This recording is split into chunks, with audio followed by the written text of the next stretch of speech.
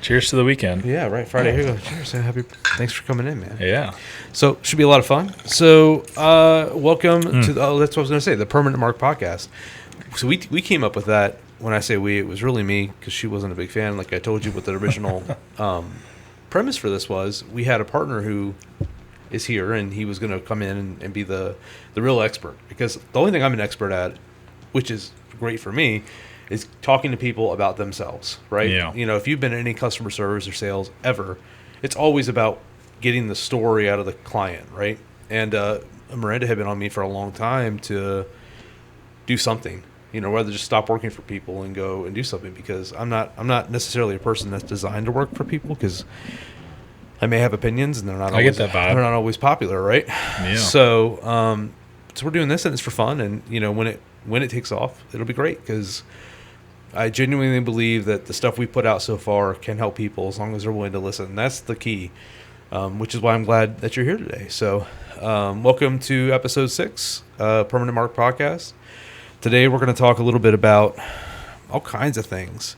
This will be a smorgasbord of conversation today. I'm joined by Cody. We're going to be joined by Steve and Mark at some point today when they finally get here, because they have work like regular people. So I think the best place to start is kind of at the beginning, right? So let's talk a little bit about, you know, primarily, you know, the purpose of the podcast is to get your story from as close to beginning to end as possible, right? Yeah. And then to find things in that story, because I know because we've talked already a little bit about, you know, the things you've had to overcome, and those are the parts that we really want to focus in on. So let's talk a little bit about a young Cody and his aspirations of playing football, right? Yeah. That was your thing. I mean, if I think back to, like, you know, you ever think, like, okay, what's my first memory? All the time. You know, like, what are the things that I remember most about when I was 3 to 5? Because let's face it, as far as I know, nobody remembers before then, right? Like, 3 to 5 years old is when memories really start to, you know, be coherent. Well, some of my earliest memories are of me and my dad, you know, throwing, you know, a ball of some sort, whether it was a, you know, soccer ball, baseball, football. And my dad's from Yugoslavia. And in Yugoslavia, they don't have enormous. Like, that's exactly why you're so big. I guess. Yeah. So yeah, it makes sense now, buddy. It's some genetic. Let's face it. There's a lot of hard work that goes into it too, but genetics plays a role. Yeah, a little bit. So my dad's from Yugoslavia. They don't have football as we know it there. Yeah. He and his family moved to America when he was about like 13 years old. He played soccer, which was known as football. You know, foosball. Yeah. Damn it, Bobby. You can't be playing that foosball. That's right. So, you know, he didn't even know really what American football was until he moved to Florida, I think around age 18. One of his buddies like asked him to go to a football game, and he was like stoked. He's let's go. He was like, let's go. Fuck yeah. He shows up and he's like, what the hell is this? Yeah. But then he falls in love with it. And so this is obviously way before my time. Yeah. Well, he's 18, you know. So I'm the only boy Wild. of 4 children. So I have 3 sisters. And so when he had me, he's like, this is my chance. Yeah. I'm gonna turn this little boy into an athlete, a football player. Yeah. So those are some of my earliest memories. So his love for the game tremendously influenced your entire path in life, basically. At that Absolutely. point. Yeah. Right. And I feel like, you know, for young men that have fathers around, there's a lot of that going on. Like the fathers want to live their dream through their son. Oh my God, yes. Yeah. Yeah. So, and that was a big part of why football was the majority of my life leading up until it wasn't. But some of my earliest memories were, you know, just playing ball with my dad. Being an athlete. And I turned 5 years old. And he got me into, at the time, I don't know if this is still a thing, but at the time, there was full contact sports or football for kids 5 and up. Yeah, oh yeah. So if that's still a thing, it still exists a lot of I places. wouldn't know, because sports consume so much of my life that I don't pay attention to it anymore. Yeah, it just. I'll fill you in a minute. Yeah. Thanks. Yeah. I need to be filled in. I'll fill you all in on it. Fill the gaps. It's a lot. Yeah. Well, It's not that kind of podcast, buddy. So yeah, he got me into full contact football. 5 years old. I mean, I did love it. I played little league football. I was never like. And this is up where in the area you're in now, up in Florida. Here. Oh yeah, Lutz. Yeah, right down the road. Chiefs. Yeah, Lutz Chiefs. Yeah, man. Pal. It's Pop Warner now. Is it? Oh yeah. Oh, they went over to the dark side. As soon as you're done with this segment, we're going to talk a little bit about it. I got all kinds of shit I can tell you about that stuff. Okay.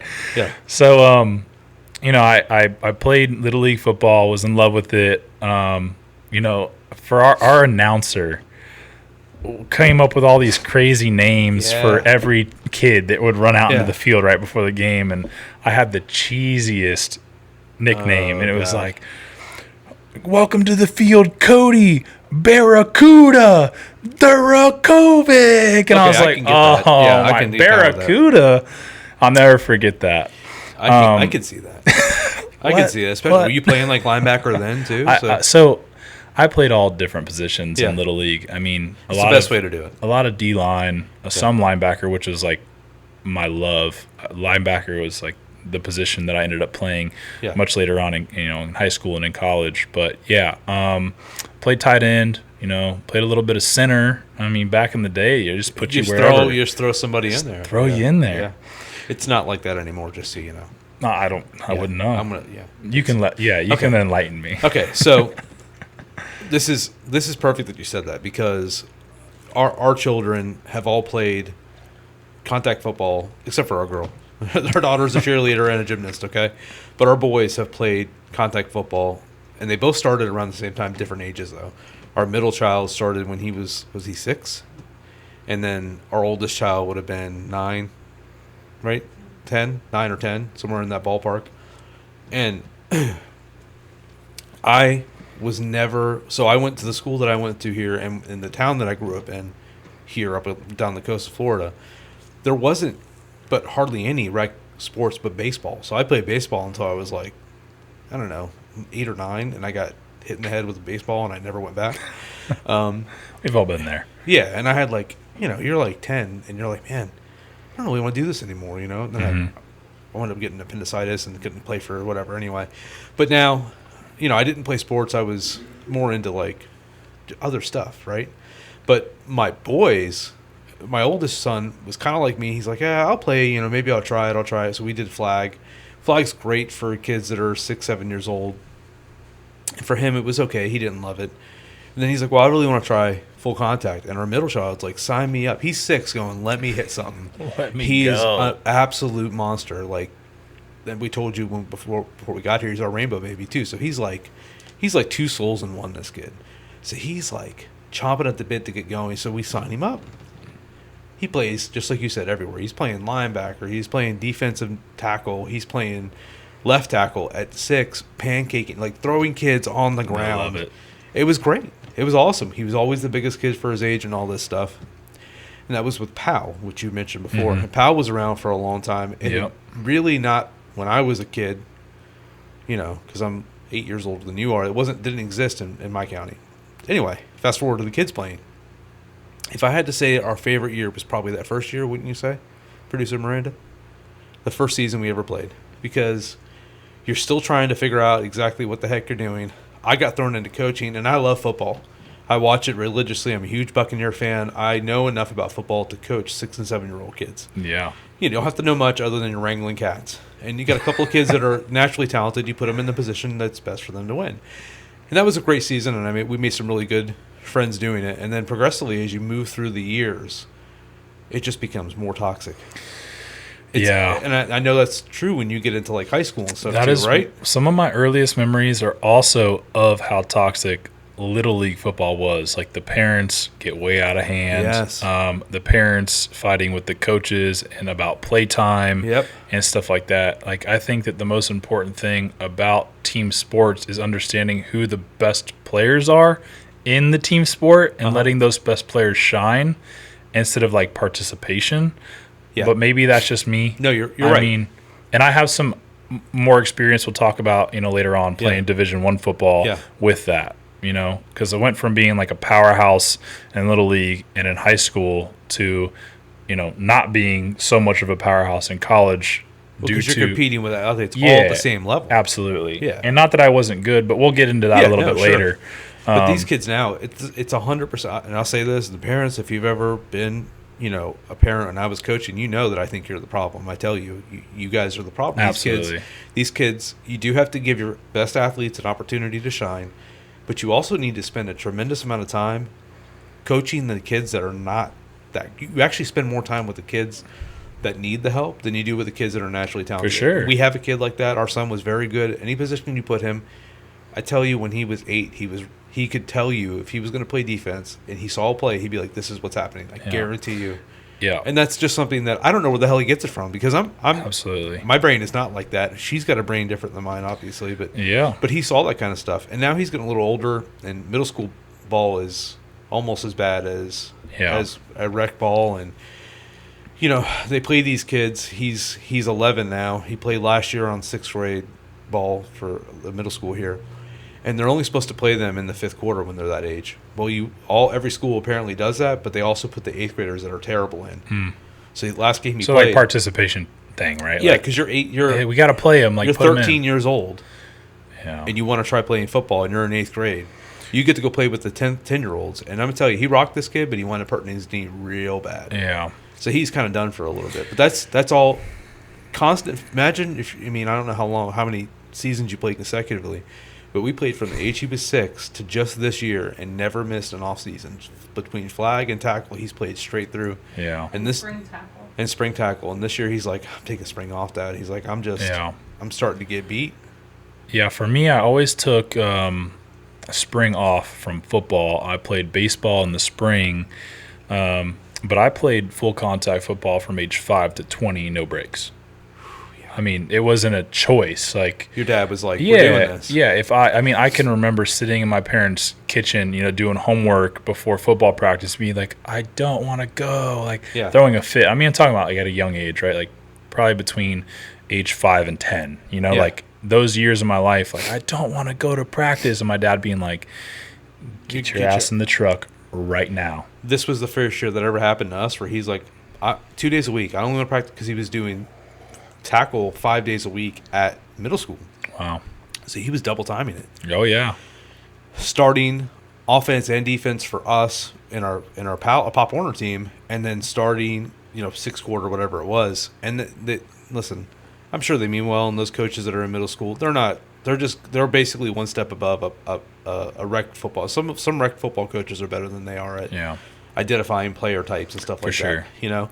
But at 10 and 11, you don't know what he's going to wind up being. Like when he's 14, he may be, our. Well, yeah, I have my story is like, oriented towards what you were just saying. So, as far as me becoming a good athlete, like I was your average size kid. I mean, I remember my best friend Kyle, when we were in like the 7th grade, he already had like facial hair growing in, and he was a foot taller than me and weighed probably 40 pounds more than me, and he was like, a growing boy. And I was like always growing real slow until like my sophomore year of high school. So I sprouted up late, all the way through like Little League and into high school, right? Like after middle school, we didn't have middle school football back then. As far as full contact goes, like you played Little League until you were ready for high school. Yeah.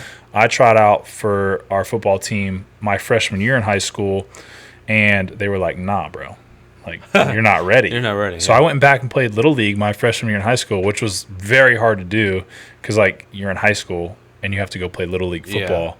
Yeah. And I had grown up, and been in the same town my whole life, so everyone knew who I was. Yeah. And like, haha, like Cody has to go play Little League, and he's in high school. 14-year-old. Yeah. Right? Yeah. So that was tough, and that goes back to kind of what we were talking about with, playtime and stuff. I think it's important for coaches to give everyone a chance, because I do truly believe that effort beats talent. Yeah.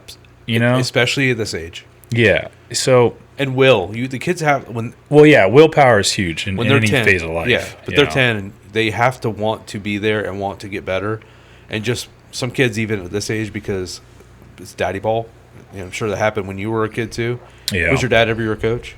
Yeah. Yeah. But my dad never coached Never me. coach. He was I like the haven't coached my son ideal since he was 8. He was like the ideal dad coach, Yeah. where if I did something wrong on the field, he let the other Let the coaches coaches handle go it. handle it. That's how you should do it. Like they could smack me across the face, and he'd be like, "All right." But now, if a coach smacks you even on the helmet or the shoulder pads, the parents are like, "You don't touch my kid." Well, he's got to learn discipline. You can't do it. I'm telling you right now. I got probably some shouldn't hot get water. down that rabbit Oh hole. no, I'm down because listen, if I never go back to coaching, I've coached Yeah. consecutively for all those years too, and I absolutely love it.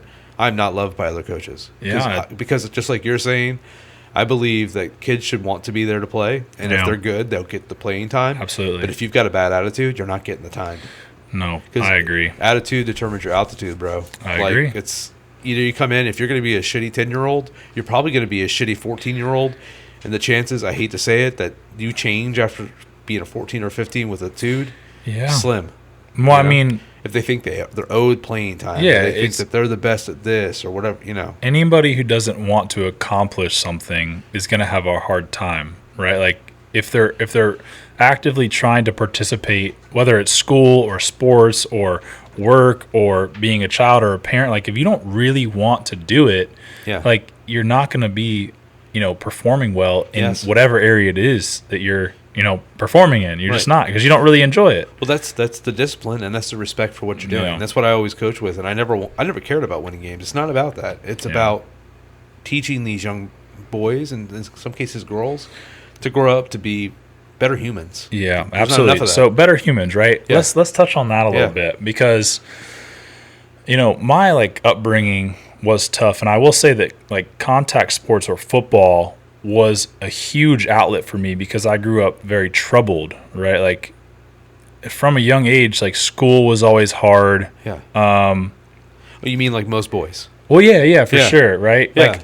I think everyone ever can relate to being made fun of and dealing with some type of youthful experience that they'll never forget, right? Something that was very impactful to them. So for me, from a very young age, I'm talking about kindergarten, I was always I always had limitations put on me. So how do you mean? Well, right now ADD, ADHD is just such a common thing. Well, when you and I were young, it wasn't. This was something that was being developed or looked upon when we were young. It was just the beginning of these conditions. They gotta invent something to sell you the pills, bro. Exactly. And so my story right about sports and why I truly fell in love with it comes from the diagnosis. Okay. Right. Yeah, so let's hear that. Yeah. So around from my memory, it was age 6, my mom and dad, primarily my mom, started taking me to doctors, and she's like, something's wrong with my kid. He can't pay attention to school. He's not making good grades. I want him to be a good student, XYZ, right? Yeah. All the things that your parents want you to be. They want you to be, making good grades and, be smart. I get that. Yeah. Well, these doctors, at the time, this is when ADD, ADHD, and all that, started to really become the largest historical rise in prescription medication for Adderall ever? Yeah. I was dude, we're going to talk about that for sure. Because I saw your little video on. We're going to talk about all that crap too. Yeah. So, yeah. So I started going to these doctors, and they're putting me on all these machines and doing all these brain scans, and I'm like, what? I'm terrified. Yeah. I mean, and my mom and dad taught me how to be a tough kid. So although I was terrified, I just dealt with it. I was like, all right, this is stuff I got to do. We got to figure out what's going on. If there is something wrong with me, we got to know. Yeah, don't you want to know? But I didn't fall into the trap, right? I did for a little bit, but as a very young man or boy, I started to realize something was up. I mean, so by the age of 8, from what I can recall, I so from 6 to 8, I was on the Ritalin, the Vyvanse, the Adderall. They were trying all different types of medications, all different types of dosages to try to help me, be who I should be, right? You mean right around the time you started getting vaccinated? I don't remember all that. That's it. Yeah. Yeah, maybe, age, right? Yeah. So around 8, MMR and all that crap. Yeah. Same time. Maybe. Yeah, 100%. I mean, my parents were never really big advocates of, all the crazy stuff. But I know that they, really cared about my education, which I appreciate. But I can remember around age 8, I started to notice because I'm maturing, I started to notice, man, every time I take these pills that my parents are giving me, that the doctor's telling them to give me, I don't feel like myself. Right. I started to acknowledge that really early on. And so my mom, before I used to walk out the door in the morning, she'd be like, make sure you take your meds here, take them. I'd throw them in my mouth, and I'd be walking out to my dad's truck to go to school, and I would spit them out in the yard. And so after like age 8, I never took my meds. And then shortly after, I started kind of like telling my dad first, like, hey, I'm not taking those things anymore. Yeah. And then it was like, okay, well, how are we going to break this to your mom? And so like we eventually got to a point where I'm like, my mom and dad were on the same page. Like, all right, well, you don't feel good. Like they ruined my appetite. They made me feel like a zombie. All kinds of side effects, It's just, all the side effects were hitting me hard, and I just realized it. And I was like, all right, I'm done with this stuff. My little 8-year-old self was like, nah. Yeah. Give it the old things out. Spit them things out. Yeah. It's funny because like you say that, and I'll relate this back to what I was saying, because I've worked with youth in sports for so long. You almost have to tell the parents, like, hey, if you're giving them this medication, if you want your kid to be successful, there's something that shuts off in your brain. You don't process it the same way, and I'm not. I'm sure there's people and children that have to have this, otherwise they'd be complete and total mongrels. It's no different than like caffeine, and I'm sorry to interrupt you. No, go ahead. Interrupt me. Being a sports being a sports nutritionist for so long. Yeah, that too, yeah. Caffeine, right? Like people think caffeine gives you energy. It doesn't. It changes the way that your brain's neurotransmitters like make you feel tired. So It's not really like giving you energy. It's just kind of it's tricking you. Yeah. Right? It's tricking you to think you're not tired. So it's not like, oh, I got all this energy now. No, you still are beat up and worn out, and you probably should go rest. Yeah. But no, just keep trucking along. Yeah. That's super healthy. I mean, I love caffeine. I'm not going to lie. I don't drink an ounce of it. Really? Never. Oh, man, yeah. So coffee in the morning, and then when we do these at night like this, I always have one of the Lotus is not so bad, but But I also, I have nothing against it, because caffeine has some great attributes. Yeah. But like the other day, my wife. How about when you load it up with sugar though and stuff like that? Well, so that's a whole different conversation. Yeah, we'll get there in a minute. We'll get there. We'll get there. We got a lot going on. So, football is your life. You're 8. You're Hawk-2ing these Adderalls or whatever they're giving you. Yeah. And you notice you're a better athlete without them, obviously. Well, so this is at the time where I realized I needed some type of outlet. And this is when I feel like I truly fell in love with football. So from age 5 to 8. Going through the motions. Age 8, I'm like, dude, if I can just go knock somebody's head off. Yeah. And it does the same thing for me, like releases all my... Scratches that itch in your brain. Exactly. Yeah. Like, then that's what I need to do. Yeah. And so then I became what's known as a headhunter on the field, right? Is. And like little 8-year-old me's out there. I've got one. And my coaches, my dad, they just like saw this shift in me. They're like, dude, who is this kid? Like out there, like aggressive, but I was also nice. Yeah. Like if I was hitting somebody... Like, I'm trying to knock your lights out. Yeah. But if we weren't, playing against each other, like, yo, what's up, bro? Yeah. Like, let's be friends. That's when I tell you to a T, except for this past season, because I think he was injured quite a bit. That's how our middle child is. Yeah. He was always like, he would pick kids up off the field and then go and knock them down the next play. Like he thought it was hilarious. Yeah. Well, my dad also taught me that. He's like, look, like if you ever got into a fight and you knock somebody out or knock them down, like help them up, like, and then shake it off, well, like shake hands, like become friends again. Dude, like get rid of your problems and then come back to reality. What a great life lesson, though. I agree. I mean, you could disagree with people and do things like not necessarily knock them down, or you can disagree and have differences of opinions or whatever it is. But at the end, if you're not coming together and uniting, or you don't have to always like somebody to respect them. You know what I mean? I agree. And I can get along with pretty much anyone these days. Yeah. Whether we have the same religious, views or political views or, anything, just because, like, of that life lesson. You taught it, stuck with you early. Absolutely. Yeah. Yeah, and that's so important. That it's great that you had a great father figure, but more than half kids don't have that anymore. No, and that is it's troubling. It is troubling. Yeah. But I think that the there's always a choice, right? Like if we don't have, and we'll talk about this so much over this podcast, but if you don't have a father, as I believe at a certain age, whether we have a mother, a father, or not, and, one or the other or neither, let's say you're even, somebody that's, in, like going up for adoption or at a young age, like at a certain age, you start to realize like, okay, this is my life and I can kind of do what I please, and you can pick many different paths to go down. So as a young boy, since I can relate to, men, boys the most, I would say that around age, 10 to 15, some people, develop a little later, you would start to at some point say, okay, I know I don't have a dad, or maybe I don't have a mom, but there are resources that I can use to gain tools or lessons from a father figure, especially like in today's age, right? Maybe when we were young, no, like we didn't have the internet. We barely had cell phones. I remember my dad with a pager, like those times were different. But now, we have so many resources, and you can go to the internet, you can use your phone if you have one, and you can look up things like this, podcasts to help you. There's free mentorship all over the internet.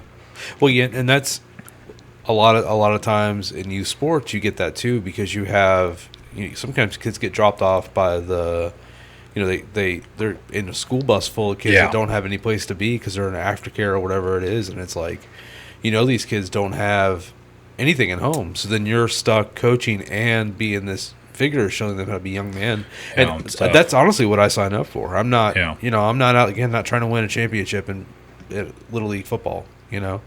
That's the impact that you can make, and that's just like you said with a podcast, or whether it's seeking mentorship as you get older. If you're lucky enough to be a high schooler and you find somebody you can really attach to in those 4 years, which are extremely formidable as a young man, those are the things you should do, or reach out. I mean, even reach out to us if you're out there and you're struggling. Hit me up on the internet, and we'll put you in the right direction or find somebody for you. Yeah. So I think a lot of what I experienced from a young age, even though I had my mom and my dad and they were great supporters and whatnot, like I was dealing with the battle of everything else outside of the home at a young age. And then later on in life, it became things inside of the home, which we'll get to later.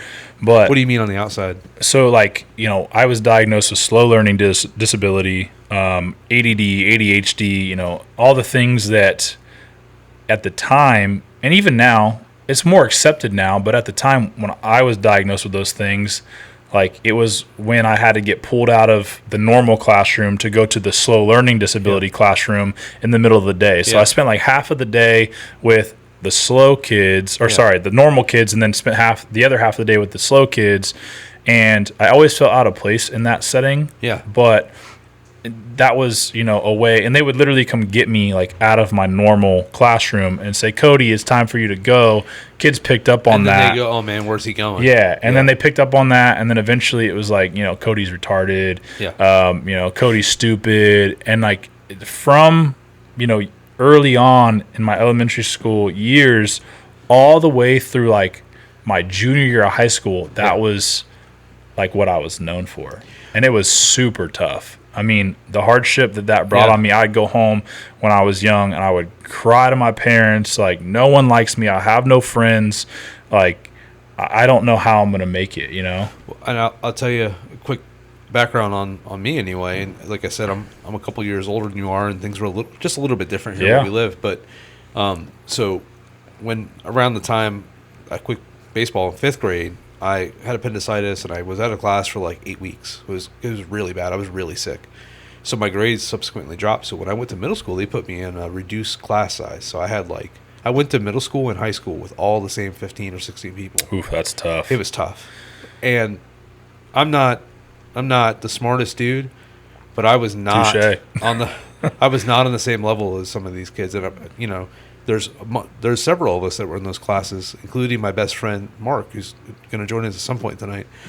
We all wound up getting lumped in these classes, and I found it to be so easy that I wasn't challenged enough, but I was along for the ride. Like I had like great grades all the way up into high school. Then when I went to high school, I was same situation, same kids, same everything. We'd all developed this little bond, and I left my senior year because I was ahead on credits at that point. And I went to technical school where I met her. And I had to take one half semester of English still, and the only thing I could do was take a SAISIS. Do you know what that is? No clue. It's where they have pregnant girls in a class, and me and one other dude were the only Wow. ones in there. Every subject for English was about how you were a pregnant woman, and let me tell you, I fought every single thing. I had to not graduate on time because I didn't want to do the projects. I bet. Because I was so pissed about it, right? But anyway, kind of the same thing. We had lunch at different times than the rest of the sixth graders, seventh, whatever it was. Every year it was different. And when I tell you, I think there were 18 of us, and then some other kids trickled in here and there. But some of those kids still live in town here. Some are on Facebook. I deal with that too. Yeah, it's crazy. It's so interesting. But now. then you see them. Yeah. Yeah. And it's crazy. Successful and people. I do want to share this, and it's not for any. Oh, there he is. It's like I don't want to put anyone down, right? Because I just don't do that. Yeah. But it's so interesting to see how somebody like me, that was deemed literally retarded by my peers when I was young, I see those same people out that used to call me those names, and I am in such a better place in life than they are. And that's not a knock on them. It's just how it is. Yeah. And I mean, my network is so large, and it's crazy how many people I see out in public that they see me, and like you could just see their eyes light up like, holy, that's the Cody that I went to elementary school with, or middle school or high school with. Yeah. And they were ruthless to me. Yeah. And I just smile and say, how are you doing? You know, and like I'm just so kind to them. Yeah. And I'm sure they weren't, expecting that, because and you don't do it from a spiteful point of view either. It's just like, I'm glad to see you, Literally. Yeah. Like I'm in such a different place mentally now. Yeah. And we'll get to that later on. But yeah, it is interesting, and I see that a lot. Like my best childhood friend, Kyle, we started becoming friends when we were about 6 years old. We're the same age. He was the exact same way as me.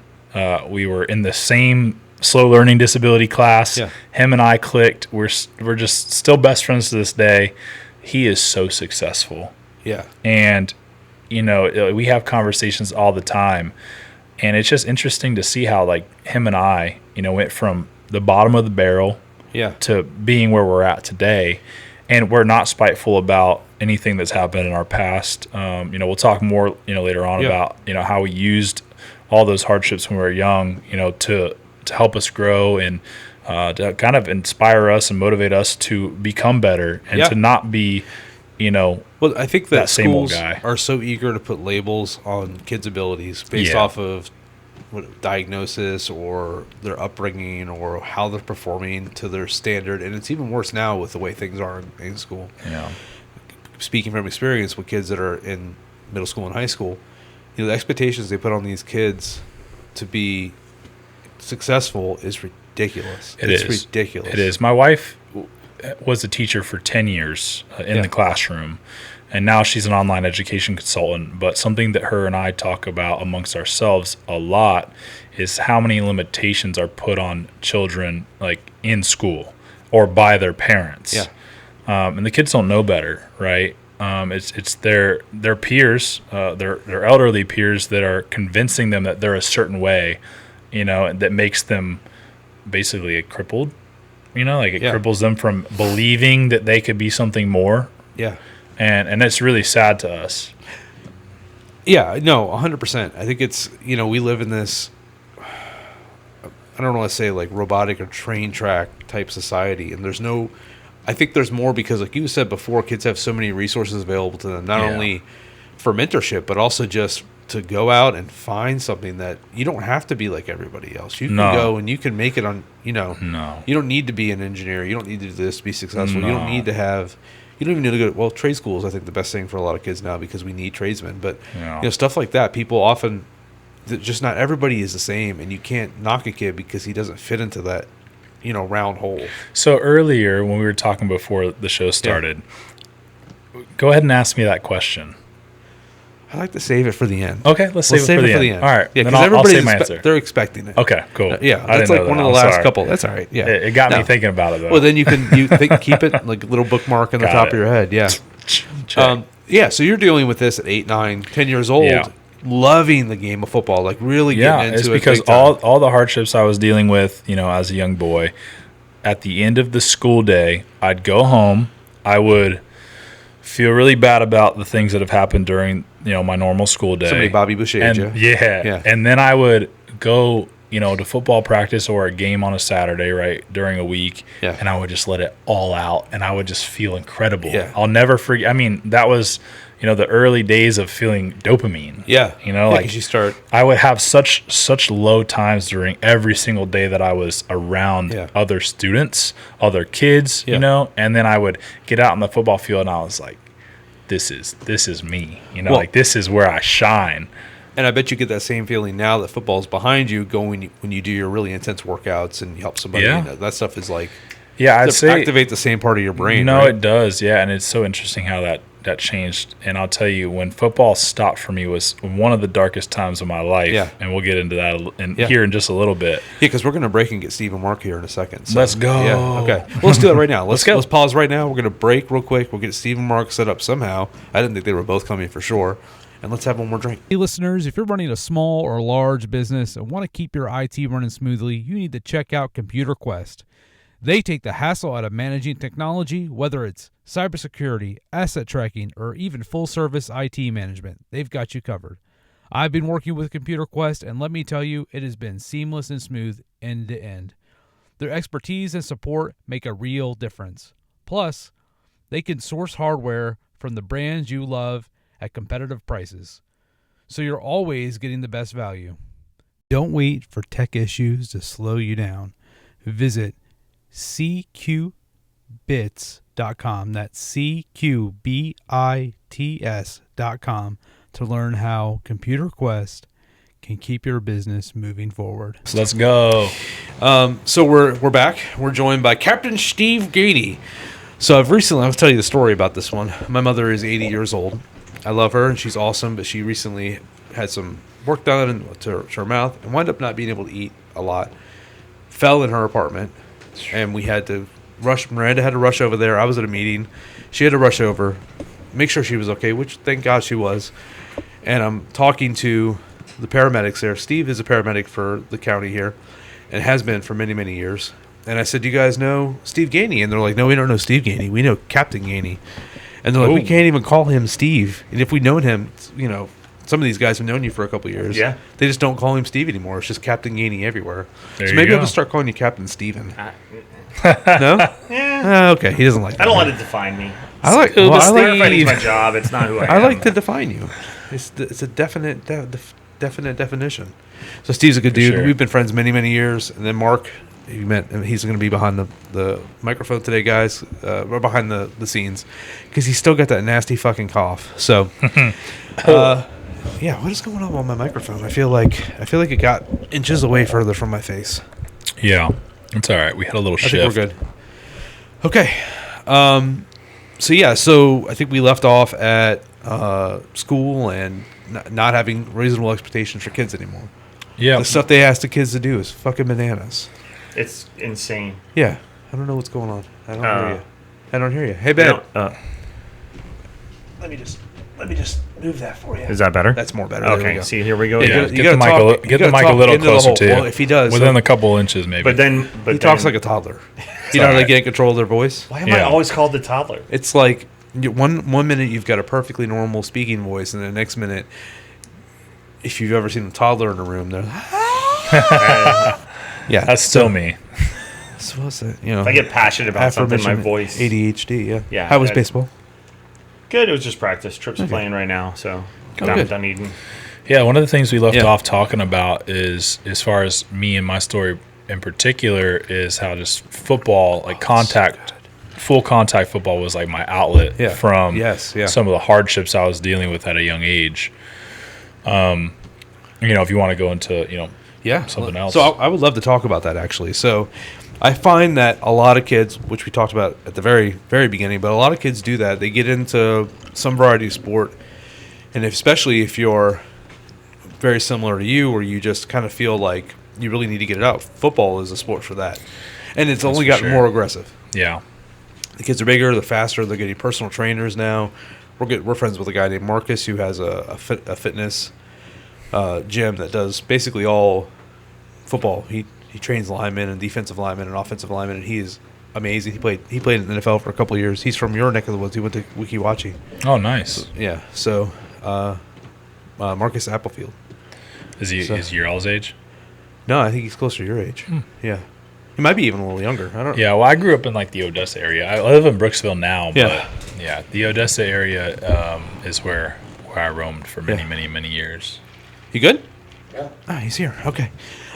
So you think it was more than a physical outlet? It was more of a mental outlet. Would you say that's Definitely both. I mean, I've always been a very outdoor, type of person. So, being trapped in the classroom, early in the morning till the afternoon, and then coming home and having to do homework, and then you just wanted to like be out, like tinkering or doing something, and then getting, once I truly fell in love with sports, getting to go be outside in the rain or the shine, and just do something that got my aggression out was just, it was monumental for me. I couldn't even tell you where I'd be in life without, sports. Yeah. In general. So let's fast forward a bit. So we're past freshman year, right? So you said you played a little bit rec freshman year because you weren't as big, as strong, as fast. I entered. Yeah. So I'm an August birthday. I was pushed forward because I was kind of like right on the line as far as the education system goes, and so I started kindergarten when I was 4. Well, that meant that I started my ninth grade year of high school when I was 13 instead of 14. Most kids were 14, about to turn 15. They were going to be getting their permit their sophomore year, driving by the end of their sophomore year or something like that. For me, and I was 13, I was 5'4" and 130 pounds. I find that hard to believe. Wow. No, I'm telling you. I was 5'4", 35 pounds my freshman year in high school. Yeah. And so I was very undersized, and I was a late bloomer. And just one thing I'll throw in there real quick. I literally did not have armpit hair until I was in college. Okay. So I was a late bloomer. All right. And I guess the way, my body, changed and grew, and the way my growth spurts were set up. Yeah. So just a late bloomer. Freshman year. That's what keeps you forever young. I hope. Yeah. I hope so. Let's see. Yeah. I couldn't grow a beard till I was in my 30s. Oh, dude, this is it for me. That's it? Yeah. I can grow one. It ain't pretty. Great. Mine's a little scraggly, but I don't mind. I've used like one of them beard straighteners. It'd look prime. Nah, it's too wiry for that. Huh? Yeah, just be straightening it and it looks like I feel like I look like an Amish person. So gotta get a little beard brush, man. What's wrong with that? I brushed it before. I was in here sweating my dick off, putting all this stuff up, and anyway. How long have you been growing that for? Thank you for that. It's got to be 6 years. Huh? Oh, my hand's in the way? Sorry. Thank you, producer. I talk with my hands. I'm not even Italian. I don't get it. Let's go. Should I do? I get it from her. Everybody, give it a bit. So, yeah, it's just hard to believe looking at me now. I'm in one of my, like right now, I'm a lot smaller than I'm known to be. And we'll get into that too. Yeah. But, so freshman year, had to play in Little League because I was too small, not big, strong, and fast yet. And they were like, nah, dude, you are not playing high school football. Not even junior varsity. Nope. So I was like, fine. I'm going to spend... Which, good looking out for the coaches. Right? No, seriously. Yeah. Because if I would have played, I would have sat around all year, been miserable. Maybe lost your love. Maybe. So I think everything happens for a reason. I'm a big believer in that. And... So I did. I went back, played Little League in high school, which was extremely tough. Got made fun of a lot, especially by all of the high school football players. Yeah. And, I just see a little Cody play. We'll be out there. See you Saturday. That was when I started working out. So age 14. Well, 13, right? Yeah. 13, 14 is when I started to introduce the gym into my life because I was like, man, I can't. Like, I got to come in next year, like, big and strong and able to play. Yeah. Not only did I want to, but it was like my dad's dream for me. And I feel like a lot of young boys feel that. Like they do want to fulfill their dad's wants, needs, and dreams by making it to that next level.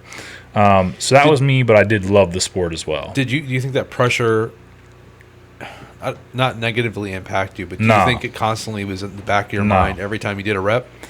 I'll tell you, my dad was my role model, all through my childhood. Yeah. It was hard for me to find role models. I never watched much TV because I just loved the outdoors, right? Like I was always outside doing something, tinkering with something, BMX riding, motocross, something, something just to get me away from or help me escape from, I guess, what you would say my reality was at the time, which was hardships and just getting made fun of and whatnot. But, you know, every rep, I would say, every practice, every game, it's like, man, my dad, like, you know, he's watching. The reason I ask is because that does happen, but in the opposite way. You have these athletes, young athletes now that literally and probably mentally hear before the whistle is even rung, they're thinking, my dad is about to rip me one because I didn't put my foot in the right place. Yeah. It happened. So it's good that you had the opposite experience. And I did. I mean, my dad, you know, this was back before, like, spanking your child was a problem. Yeah. I mean, if I didn't do well at anything, I was getting disciplined for it, physically and mentally, you know. Yeah. And I think that that's what helped me become so tough as an adult, right? Like, I had somebody there that was, like, putting me in check all the time. And my dad's from Yugoslavia, bro. He ain't no American. Yeah. Like, he's like, boy, you get your shit together or else. Yeah. You know? Don't waste this opportunity. Right? Don't, like, I you know, had to walk to school in sandals made out of spare tires and rope. Like, you know, it's He'd like, say that? Oh, yeah. Oh, that's funny. Because that was his reality. Yeah. When he moved to America, it was like, people live this way? You know, like, people have, like, actual houses. You know, you're the youngest, too, right? So I'm, like, middle. I have an older sister and then 2 younger sisters. Okay, all right. But I was his only boy, so he could be a lot more tough on me than he could with them, right? Yeah. He had to raise them like women. Well, soft. Yeah, unless Mark says that the girls take advantage of their fathers. Oh, well, yeah. they do. Daddy issues are real. Yeah. But what's that, Mark? They do. They do. They know how to work us. Yeah. I don't Yeah. know. I have a topic for another day.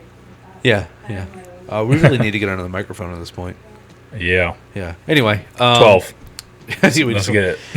It's funny because we were talking, producer Marina and I were talking the other night about maybe doing one of these a month where it's like a round table. Oh, that'd be and cool. having like maybe 8 or 10 people in as a guest. Count me in. Good. So imagine the stories that could get told in 2 hours, 3 hours with 8 or 9 people in here. Because I say it every podcast, I think that we're all in the same road, but our shoes are completely different. You know, like every person has the same path, but how you made it there, like you said before, what turned you in certain directions. Yeah. It's all the shoes you're wearing. You know, it's for sure. It's all different. So having your dad as a positive role model as an athlete is tremendous because, absolutely, again, and you can speak to this too because you spend a lot of time with baseball. Football is bad. It's toxic in that way because there's a lot of dads and uncles and grandpas that don't do it in the supportive way like it sounds like your dad did. Yeah. You know, he was always there to push you to do better because he knew you were better. Not that he was trying to make you do something that you didn't want to do that you were uncomfortable with. And I see that more than I see anything. Does that same for baseball? Yeah. Well, at least for me, like I'm more in the encouraging, but there are some other coaches or other dads out there that are just, you know, it's like they're trying to live vicariously. But, so exactly. real quick, I want to touch on something, right? Because if we're trying to make an impact, like I want people to know like who my dad is at his core, because I feel like, you know, someone's always like judging. Oh, well, see, his dad was supportive. Like, oh, his dad was probably a successful guy that had all this money, blah blah blah, whatever it was, right? Like somebody's always going to judge based off of your story. My father, right, and his family fled from Yugoslavia to the U.S. when he was really young. He moved to Illinois in the city of Chicago, right, and that's where he grew up until he then fled to Florida after getting into some mess when he was, you know, in his later teens, like 18 years old, 19, he moved to Florida. But my dad didn't finish high school. My dad does not have a high school diploma or a GED to this day. All right. He is rough around the edges. And although he's rough around the edges, he also did show me a lot of love, but not in the sense of like hugs and kisses and, you know, feel good statements. Like it was tough love. It was like, boy, you're going to do this or else. Yeah. You know, and I don't know. Me and my wife, we're not parents. We don't know how things are these days. I mean, our friends, a lot of our friends have children, but they're so young, and we're not really seeing the way that, you know, parenting is being done at this point. But we have an idea, right? You know, from social media and just, you know, watching and seeing things that are going on, and you know what she saw in the classroom, being a teacher for over a decade and things like that. But bless her, Jesus. right, yeah, Oh, and goodness. yeah. So, and there's a reason why she's now self-employed and no longer in the classroom. Yeah. But anyways, my point is that, you know, although I had a ton of support, like it wasn't like nothing about my story was easy. Like it was, Yeah. you know, So work probably hard. like, you know, I feel like people in our generations, Yeah. like we understand very similar. life in a different way as far as discipline goes, because we were still being disciplined when we were, you know, growing up. And I feel like discipline from a physical standpoint has fallen off because of whatever, child services or, you know, kids talking to one another, having cell phones and all that. Damn internet. Right, Those the other internet, parents. yeah, and the availability of like, oh, the poor me, you know, like, oh, my mom and dad are spanking me, like, bro, grow up. Well, you know, my human experience when I was a kid is my parents were older in life. My Yeah. dad was in his 40s when he had me. My mom was in her late 30s, and I was the last. So I was the baby. But you know, I don't. And Mark was there for this whole thing. I don't recall my parents ever being particularly hard on me. But you know, I felt always like I was trying to impress them. You know what I mean? Oh, Like I for was sure. always trying to do something, especially as I got older, that made them proud. And my dad was really sick for about 5 years, and I always thought, man, I hope, because we knew he was going to go. It's like, man, I hope the things that I'm doing now, he would be impressed with even then. You know? Oh, no doubt. So I He's think proud. I hope so, and I think that's what we grew up really quick. You know, we like I told you, we've been married for so long.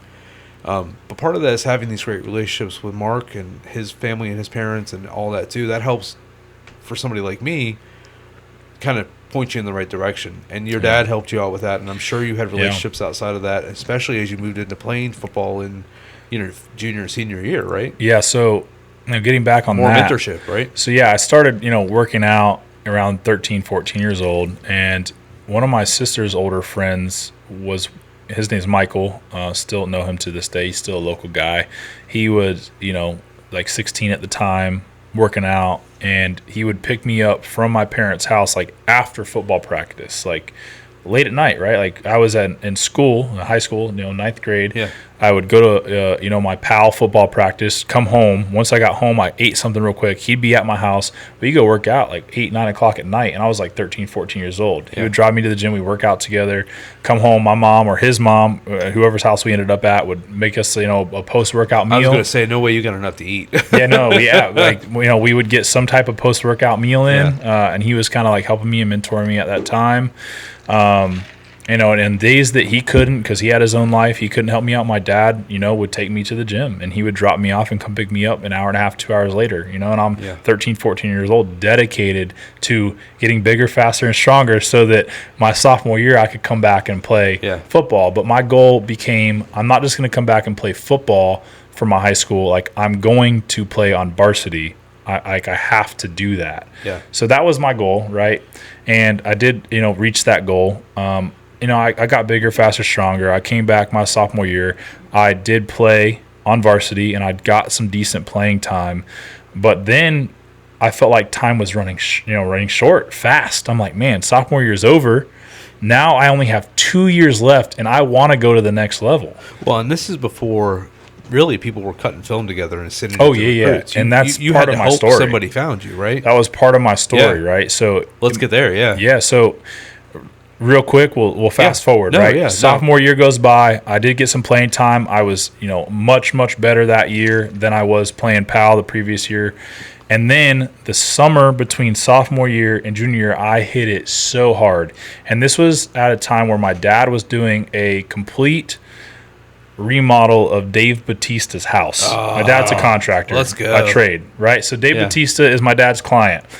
Late at night, I'll tell you, it's dark and in the summer, so it's probably This 9 is o'clock. pre-skinny Batista because he's This is tiny like now. in his prime, like Batista bomb, 300 and whatever pounds he was. Look at Mark's Jack. face. Look, Mark loves wrestling so Dude, damn I'm telling much. you right now. So I could call him right now. This is how close we became. Batista? Yes. Oh, awesome. So my dad takes me to his client's house. He's like, you're just going to come with me. And so I meet Dave Batista. I didn't even know really who he was at the time because like I wasn't really watching much TV. Because of him, I started watching wrestling after that. I was like, okay, I should probably pay attention to who this guy really is. He's But only one of the most famous. surprisingly, wrestlers of that we get time. there. My dad's talking to him about this project, and Dave Bautista's trainer happened to be over at his house. They had just got Yeah. done with the training session. My dad's talking to Dave, and this coach of Dave's takes me outside, and he's like, "Hey, your dad tells me that you really want to be good at ball." Like, Yeah. and I'm like, "Yeah, like whatever." Right? I'd see he's Giddy Jack, up. he's this Jack guy, and then this Dave Bautista at the time was like a statue. Yeah. I'm just like mesmerized by him, and I'm like, "Yeah, whatever." Like, come take a look at my skills. So we go out into this little grassy patch in front of Dave's house, and he's like, "All right, I'm gonna run next to you. I want you to like, warm up a little bit and start doing some sprints with me." And that was like a very monumental moment in my life because I was used to being put down Yeah. for the majority of my life up to that point. And Dave's this super famous popular guy who's in incredible shape and a huge role model to others gives me his coach for, I don't know, 30 minutes. And we do these drills and he's like, "Son, you're going to be great." Yeah. And I was like, "What?" Wow. Like, this guy just told me I'm going to be great. Okay, I can do it. So like timing is of the essence here, it's right? everything in life. So that summer, I hit the gym harder than I've ever hit it. I came back my junior year. Remember, my freshman year of high school, I was 5'4". Relegated to play Yeah, in pop order. I was also The PAL. 5'4", and like 135 pounds. Going into my junior year, after some of these things have happened, and I had been working my absolute tail off. I mean, I came back my junior year 6'2", so the height I am now, like 220 pounds. And people were like, What the fuck? "Steroids!" Yeah. Like, so I went from like being this kid that was like the underdog to like being this guy. How? Yeah. How did he How do did it? that happen? Oh, his dad's feeding him something, Yeah. and that became a whole nother issue. But never took any drugs. Yeah. Ever. Worked extremely hard. Played my absolute tail off my junior and senior year of high school, and to the film thing, right? People weren't Yeah. cutting film. No. My high school coach wasn't good at like the recruiting process. Yeah. So I'm getting looked at by so many schools my senior year, and my high school coach doesn't really know what to do. Like, we're filming every game. Yeah. He is cutting film, but like he doesn't know to send it out or how to make A like what I highlight would reel, call a hit clip. reel these days. Yeah. You put it on YouTube. So my dad, me, and my high school coach at the time did make a highlight reel of me. yeah. Absolutely smacking people, because at this time I was like dedicated to linebacker and playing defense 100%. But basically, we made this highlight reel. We're sending out to schools. Schools are coming back like, "Yeah, like we want to talk." Were you like a inside, middle linebacker, I was outside edge? outside Yeah. edge primarily. Became middle linebacker later on because I got even bigger and stronger and faster. Between the end of my senior season in college. Do you have to be the smartest guy in the field, don't you, when you're playing middle linebacker? Yeah, I mean, and that was an issue for me. Not good at school. Yeah. I don't like reading, and then understanding the playbook and everything, and then how to direct the entire defense. Like, that was not a strong Not your suit of strong mine. suit, yeah. But I'll tell you, it was tough. I ended up not getting a scholarship to play football because my coach didn't know anything about NCAA clearinghouse. I didn't have any of that done. Okay. So my recruiting process was extremely delayed, and I made a decision that I wanted to play for USF. Out of all the other schools that were offering me scholarships, like West Virginia, Rutgers, Notre Dame,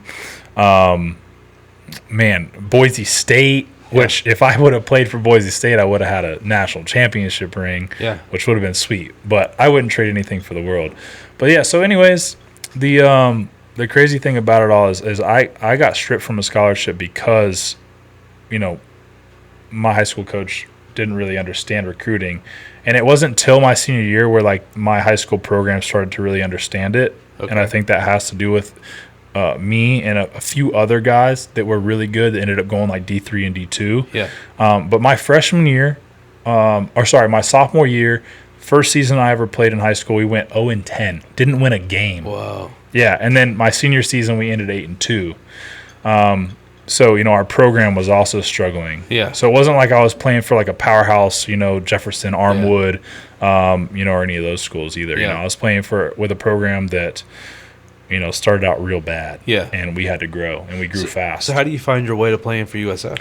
So my decision was based upon the fact that Coach Jim Leavitt was just like the the absolute GOAT. He was one of the best, just guys at the time that I had felt like I had ever met. Yeah. And he really, I could tell he cared about the players. Yeah.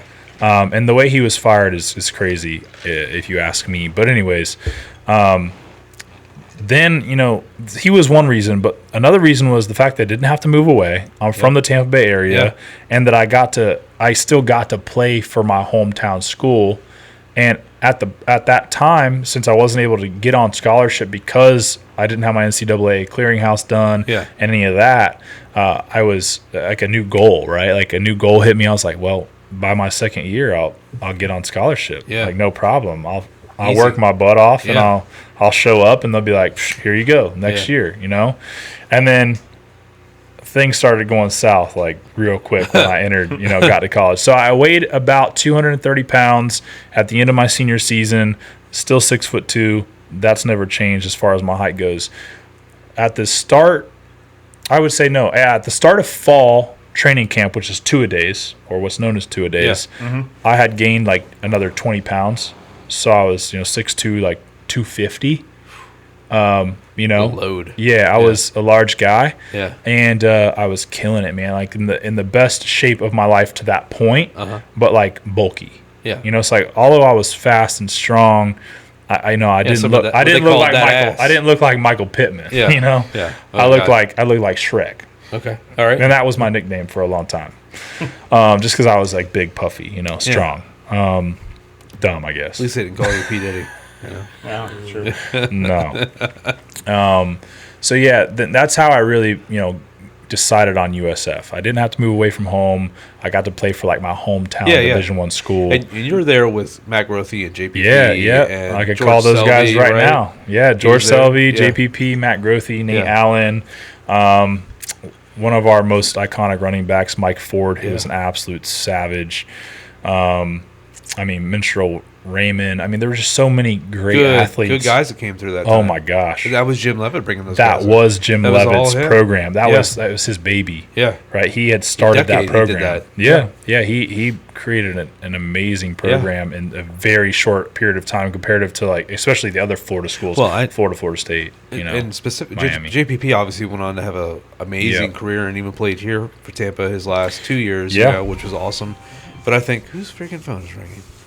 I think Matt Grothy, if he hadn't got hurt that last season, absolutely, he would have been an absolute ball. Because he was I don't know. He was like a beast. Baker before Baker was Baker. He kind of had that mobility. He would just run you over. I remember watching. I was just watching. Going, man. Yeah, and he was a running back that played quarterback. Yeah, what amazed you. And so the quarterback after him, Brett Favre, BJ Daniels was the same way. Yeah, those guys although they excelled at quarterback, when they ran the ball, that was the most entertaining thing. Fun to watch. You would see in a USF game. And that's when that started becoming. Obviously Mike had done it at Virginia, but you didn't see that in this conference. No, you didn't. So it was awesome to watch. Watching BJ do the same thing basically was cool too. Yeah. Obviously, growing up here like we did, USF, I did anyway, went from nothing to what it was, and then it kind of downhill again, and now they're on their way back up, and they got to figure out what's going on. But to have a program that size in a major market like Tampa and to play there is awesome, and for you to do it the way you did, it sounds like was even more special.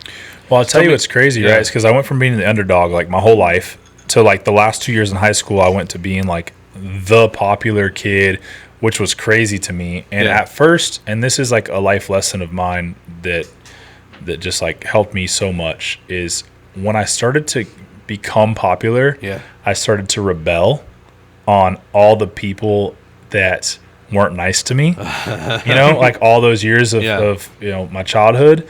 And then I would say within 8 months to a year, I was man, I'm an asshole, and that's all people see me as. And I did not like that at all. And I said, I'm gonna stop this, and I'm gonna go back to being just like Cody, Yeah. but really good at sports and popular. Yeah. And I'm not gonna be mean to people. I'm not gonna pick on people. But when I was getting picked on my whole life, and then I started to experience the fame, you could call it, I was like, this is my chance to get back Yeah. at people. Yeah. And that didn't last a very long time, and I've never gone back to being that asshole, Yeah. right? And I think that's very important, because I think when you get or you create success, it's really easy to look down on others. Sure. And I know that from experience, and it's just not a good way to be. Well, and I think all of us have, to their own, again, Yeah. walking in different shoes. We've all been there. It's like, for me, I'm not a mean person. I never do anything to hurt anybody. Yeah, same. But I'm just not I'm not everybody's cup of tea all the time. And it's No, for sure. amazing that this one has lasted as long as he has. Mark stuck with me for the last 38 years. I take you in doses. Yeah. But, and I some degree of popularity when we were in high school, but not a whole lot. And it was just, I was never mean to anybody on purpose, I don't think. I was just kind of mean in general. Yeah, I think. And you go through those. It's Oh, okay. yeah. It's okay to You do had that. that little Life angry is- kind I- of. Huh? You had that little angry thing going on for a little while. Well, that was my period, Yeah. right? I went through this like angry period where Yeah. at a certain time I was able to take all my anger out on the football field, because that was my only outlet. Yeah. Because I didn't have another place to take it out on. Like, I was the one being picked on, right? So then, when I became the kid that was no longer getting picked on because I was the biggest, strongest kid at Yeah. my school, then it changed, and I was like, oh, this is my opportunity to do the picking. Yeah. It It didn't last long. Yeah, it What do you didn't. attribute that to? Well, what I was going to say is life is all about phases, right? And learning from those phases. So I learned that, one, it wasn't cool to be the asshole because it didn't make me feel good. Right. Once I had bad for the soul. once I had developed that nickname, although I wasn't getting picked on anymore, I wasn't liked. Yeah. And I was already used to not being liked because, but I wasn't the cool Might as well kid. give them a reason now. Right. Yeah. So, I just was like, I gotta be a better person. And it wasn't for anyone else but myself. I just, ended up realizing that who I was becoming wasn't who I wanted to be. And I was letting things from my past control me. And that is a big factor in life overall. A lot of people live in their past, Yeah. and they let their past control them. And that is something that I'm constantly telling myself to not define me. I'm trying to constantly tell myself who you were is not who you are or who you're becoming. Yeah. So, this is when I really started to develop into a better younger man, which was the start of who I am now. Right. That's what started where I'm at this moment. Yeah. And you carry that message from then all the way through playing ball, and then Well, yeah. So tell me about your first year there at USF. So my first year, right, things were going super well. I mean, I'll tell you, I had been training so hard that, and I got an early jump too because I was a local guy, and all the other athletes had to, wait for a certain time to come and start camp. Yeah. But I had been training with all the upperclassmen at USF for, I would say, about 3 to 4 weeks before training camp started because I was a local guy. Yeah. And I didn't have to, relocate or anything like that. And I had previously been training so hard that I was in shape, and I had good endurance. And whenever the other guys all got there, the underclassmen, like the freshmen, right, the incoming freshmen, I was running circles around them. I mean, they were pooping themselves, throwing up. I mean, because it's intense. Well, I'll tell you. the heat. The heat is another. And I had grown up in that, Yeah, too, so here in you- A lot Florida. of people can't- are used you to can't- that. They come down from Iowa or Yeah. somewhere up north. And Yeah, they're just Georgia, I mean, all over the place. This summer yeah, heat. California, which, the Hard to humidity is just acclimate. different. Exactly. So, I'm running circles around all these, new freshmen, and, I'm in the same class as them. I'm like, man, I'm going to really be a standout. Yeah. And I was. I redshirted. It's really smart to redshirt, Why unless is you that? just, because you get an extra year. Right. I mean, if you can get 5 years of play time instead of 4, why not? Why not? Yeah. Right? And Well, you can especially use you that, being a year behind, basically. yeah, you too. redshirt, and then you get that whole year to improve. And then you come in as, a redshirt sophomore. Yeah. Really, your freshman year of playing. Eligibility, Like, right, yeah, yeah. eligibility.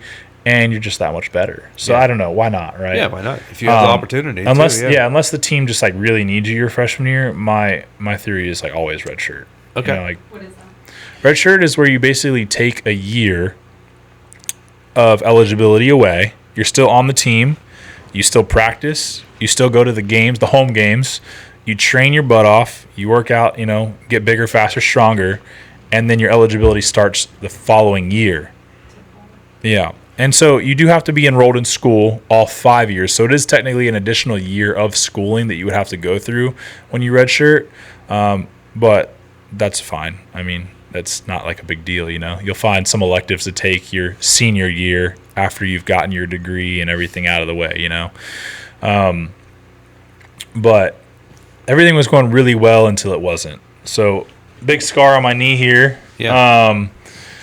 It was, it's hard for me to remember exactly like what month or whatever it was, but it was, I would say like halfway through that, redshirt season, we were at a practice. End of practice comes, and we always did some kind of like post-workout drill early in the week.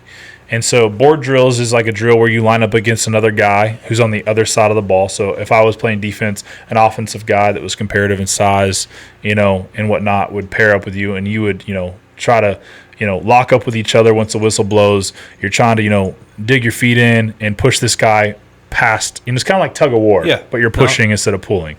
And so anyways, I'll never forget the guy's name. His name was Mike McFarland. He was a Tampa guy as well. Really good. Played tight end for us at USF.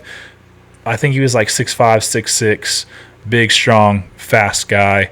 We lock up. I'm driving him back. I'm up under him. He kind of like puts his weight down on me, and I felt something in my body. Like we talked about this a little bit earlier. I felt something in my body break. Although I didn't accept it in that moment because adrenaline was hitting, I was pumped up. I was on the ground. I tried to stand up.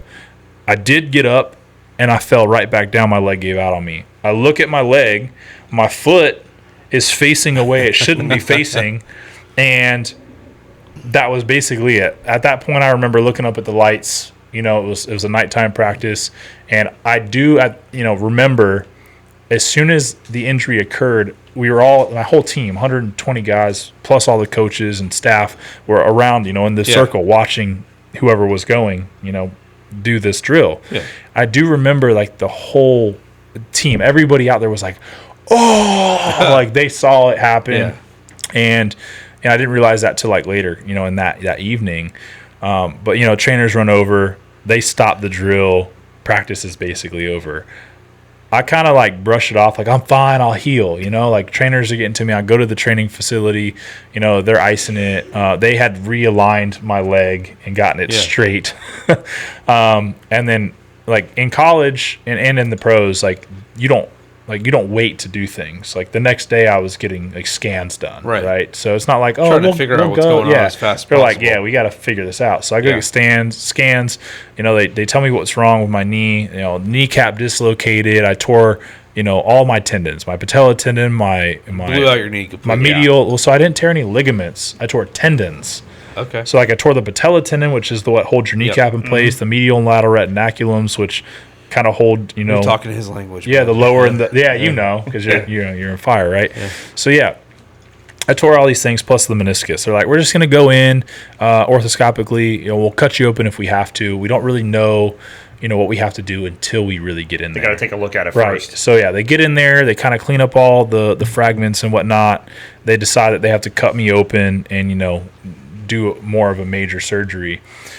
And so it took me 14 months to recover from that. So I went from like, lows as a child, then highs, at the end of high school, and then getting into college, and then I hit lows again, And thankfully they didn't cut me, because that's when you get injured in college, like getting cut is a thing. Like they're like, oh, well, I'll see you we're going later. to fix you, but after that, like you're gone, We'll do your rehab and whatnot. So thankfully, this is at the time where Coach Levitt was getting fired. He got fired, and then Jim Holtz came, Yeah. or Skip Skip Holtz. Yeah. I don't know where Jim came from.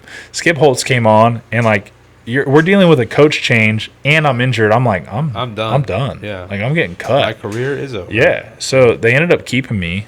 So I'm like, I'm on a high there. I'm like, oh, I get another chance. I'm gonna come back bigger, better, stronger, recovered. Well, I'll tell you, I lived in fear of injury for a long time after that. I never played the same again. I still came back and I still played at a high level, right? Like I still gave it all I had. But in the back of my mind, every single day, this injury was in my mind. Yeah. And that did cripple me in ways. Yeah. But it also is what caused, like that fear is what caused my career to actually end in the long run. So fast forward, I recover after 14 months. I'm back on the field, practicing, playing, looking for a good sophomore season. Redshirt sophomore season, which is technically my junior year, my third year. Yeah. Right? Things are going well. I'm getting a little bit of playing time, which I was happy with because I was, still on the team, still living out my dream, and I still had a chance. Yeah. Well, I had started to deal with some back pain, and because I was living in fear, I didn't acknowledge the back pain. I didn't tell my trainers. I didn't tell my coaches. I just kept playing through it. Like, I'm not injured again. I'm just sore. Yeah. I'm just sore. Well, it's kind of like if you run on a tire that's, losing air, eventually it's going to go. Check engine lights. Exactly. Yeah. It's going to blow out. Like there's something catastrophic is probably going to happen if you keep pushing something that's broken past its breaking point, right? So my junior year, which is like, my redshirt sophomore year, this back pain kept getting worse, and I started dealing with like dizziness and sleep problems, and like I just couldn't tie my shoes. My legs were tingling, and I just stuck it out for too long. That's not good. It was too late, and I started feeling like these like cracking, like weird movements in my lower back, and I was still lifting, like still squatting, still deadlifting, still power cleaning, like giving it all I got because I was just in my mind. I was like, this is not happening again. Yeah. I'm not going to go through an injury again and potentially like lose this dream of making it to the league, because ultimately that was my goal, right? Well, it's so funny that happened because a lot of people would take that in another way, in that you've got this mental, I don't want to call it block, but you've got this a mental block for sure. You've got this knee that's hurt, and you overcame that. Yep. And instead of being afraid of blowing that out and the same thing happening again, something else happens. Yeah. And instead of acknowledging that, like you said, and living in the fear of that happening again, you just did something else. And that's what stopped you. That's crazy. Yeah, it is crazy. And because most people worry about their knee again. They don't want to blow up my knee again. Yeah, and so I wasn't so much worried about the knee because my surgeon, I'll never forget his name either, Dr. Leffers, who did all the team surgeries, all the athlete surgeries, for USF, told me, he's like, once we do this, like this knee is going to be good. So I was confident in that, but like I was still in fear that like, okay, I'm not invincible, because up until that point, I had never had an injury besides like a boxer's fracture from punching a wall like an idiot, and like life was going good. Like I had reached my goal of becoming a Division I athlete. Right, which is and like I was incredible. I was living the dream. I was on this high. The knee injury brought me down, and then whenever I started to experience this back issue, I was numb to the fact that I could probably, be going through that same thing again. Yeah. It like terrified me, right? I was scared. So I'm squatting one day with my fellow linebackers. We're going pretty heavy, in college, like you're squatting with good form. You got, trainers, around you, coaching you up too. Your teammates are hyping you up. I probably on my third or fourth rep of a pretty heavy squat, everyone's screaming. What's pretty heavy for you at that time? Well, I'll tell you my max, and I don't remember this late on, but my max must be enormous. My max squat as a freshman at USF was 555 pounds. Fuck right off. So I don't know, because like after you're a freshman, you max out on bench and squat and stuff. You don't really start testing again until you're like in your senior year. Then you start to really develop because the NFL Combine, coming up. potential, yeah. Then you start to like really test again. But between your freshman year and like the time where the NFL Combine's starting to come up, you really are just training to be big, strong, and fast and get better, on a micro scale every year, right? But anyways, I'm squatting, third or fourth rep, I feel something in my back just pop. And I'm like, oh. And so like I actually finish the rep, I rack it, I finish the workout, I go home. I'm like, all right, like I got to really consider what's going on here. Time to go see the doctor. I come in the next day and I tell our athletic trainer, our head, his name's Steve Walls. I'll never forget him either because he's a big part of my life in those years. I tell him, I'm like, look, like I've been dealing with something, and yesterday when I was training, something happened. And like I'm in like tears because like I was in pain. Like, like dealing with all these crazy symptoms for months. And I was like, I gotta get checked out. So they sent me to go get MRIs, X-rays, all that. Yeah. It was like a day or two later, maybe even the same day. I don't recall. Time's a blur. Yeah. Yeah. But very soon after I got those scans, he like calls me and he's like, all right, come into the facility, like we got to talk. I'm like, oh, well, that's obviously not good. Yeah. And I get there, he starts talking to me about how long I'd really been experiencing all these things and whatnot. Just say months. And he's like, well, we can tell. So conversation takes a turn, and he's like, Cody, you're dealing with something really serious. He's like, our doctors have, I was 19 or 20 at the time. He's like, our doctors have deemed your back at 65 years old. He's like, you have something called degenerative disc syndrome in your L5 and S1. There is nothing left there as far as cartilage. And what's happening is all of the nerve endings that control your legs run through your L5 and S1. And that's why you're feeling the dizziness, you're feeling the numbness of the legs. When you tie your shoes and you come back up, you start to spin and things like that. He's like, you have surgery in 2 weeks. You're going to have lower back surgery, and you're going to have a series of 3 different surgeries to try to fix this problem. And this is like before like BioSpine and things were even around. Yeah. And I was like, and I was a team player. I was like, all right, whatever we have to do, But they also told me in that moment that my career was over. So, growing up, lows, coming to highs, some highs and lows in college, and then like the ultimate low. Letdown. Yeah. Right? And this is what led me to the darkest time of my life. So did they deem that back injury as a football-related injury? I would assume, right? It wasn't something that it would just genetically you had. No. Okay. No. So it's from the constant wear and tear. Constant wear and tear. I mean, and I'm like relentless. I mean, that's how my dad taught me to be. Yeah. Just taught me like you never give up. You just push yourself as hard as you can go. Be a workhorse. You know. So, in this instant, being a workhorse did not help me at all. No. Being relentless did not help me at all. It led to the demise of my football playing. Right. Like I never played ball again after that day. Wow.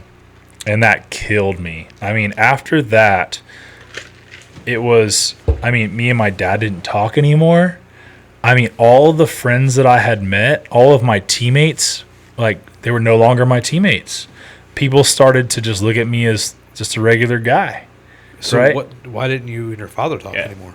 Well, just because, like, what were we going to talk about?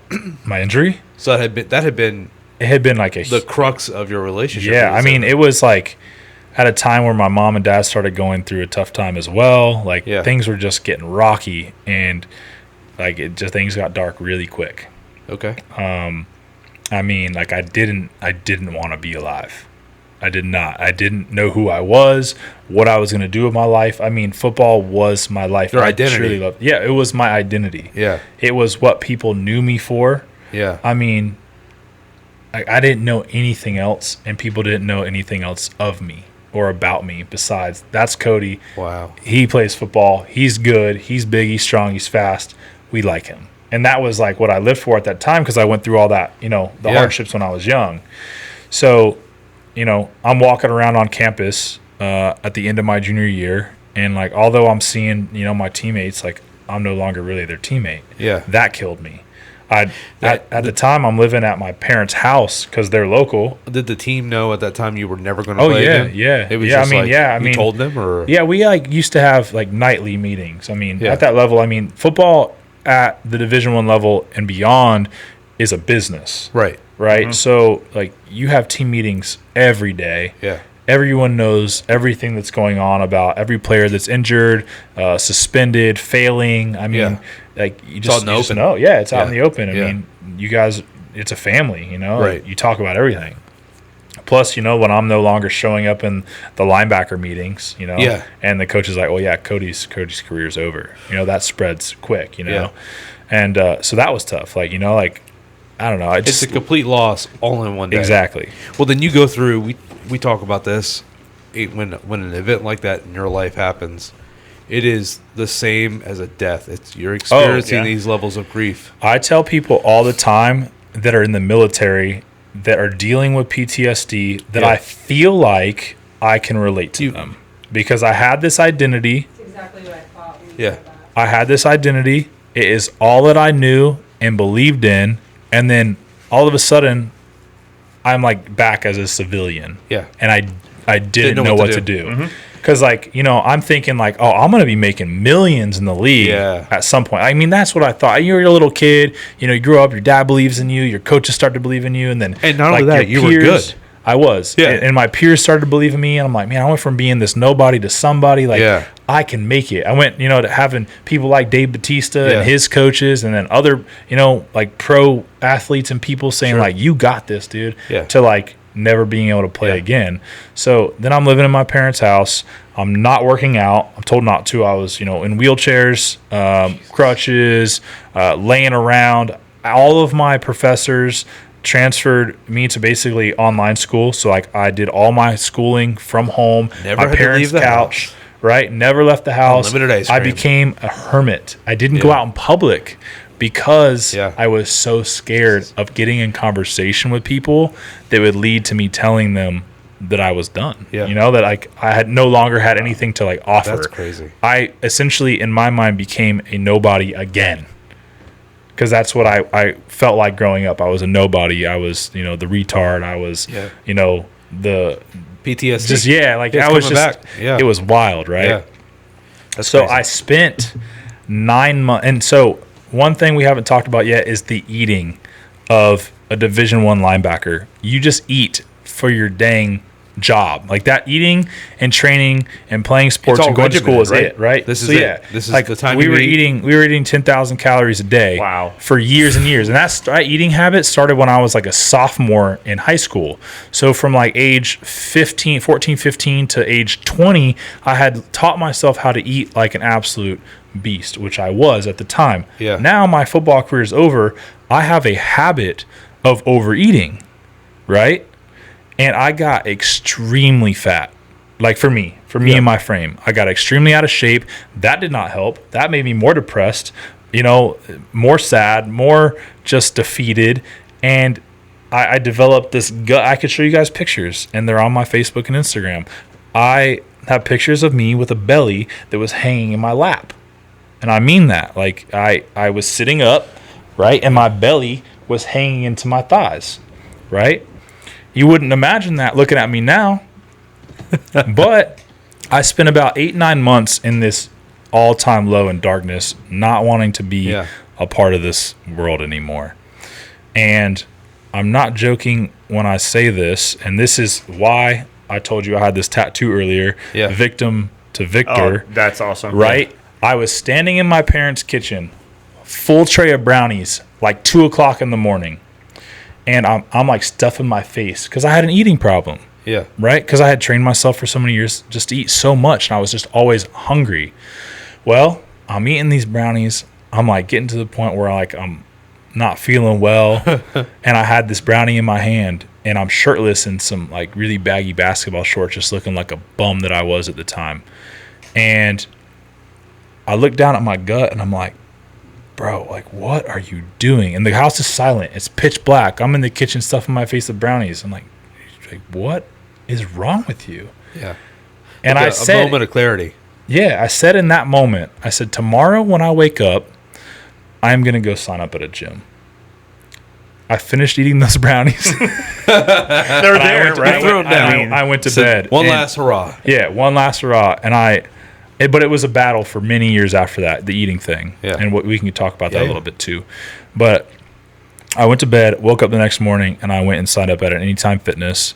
And I spent every spare minute I had awake after that night starting to research how to eat properly. And this was a time where my life started to shift. I just made a choice in one moment that was going to change my life forever. I didn't know it at the time. I told myself it was time to change. Yeah. And I took action. And I did that without anybody telling me to. I'm sure people at that time, that may hear this were like, no, we were telling you. Yeah. I just don't You just remember weren't it because I was listening. so, out of it Yeah. from everything that had happened.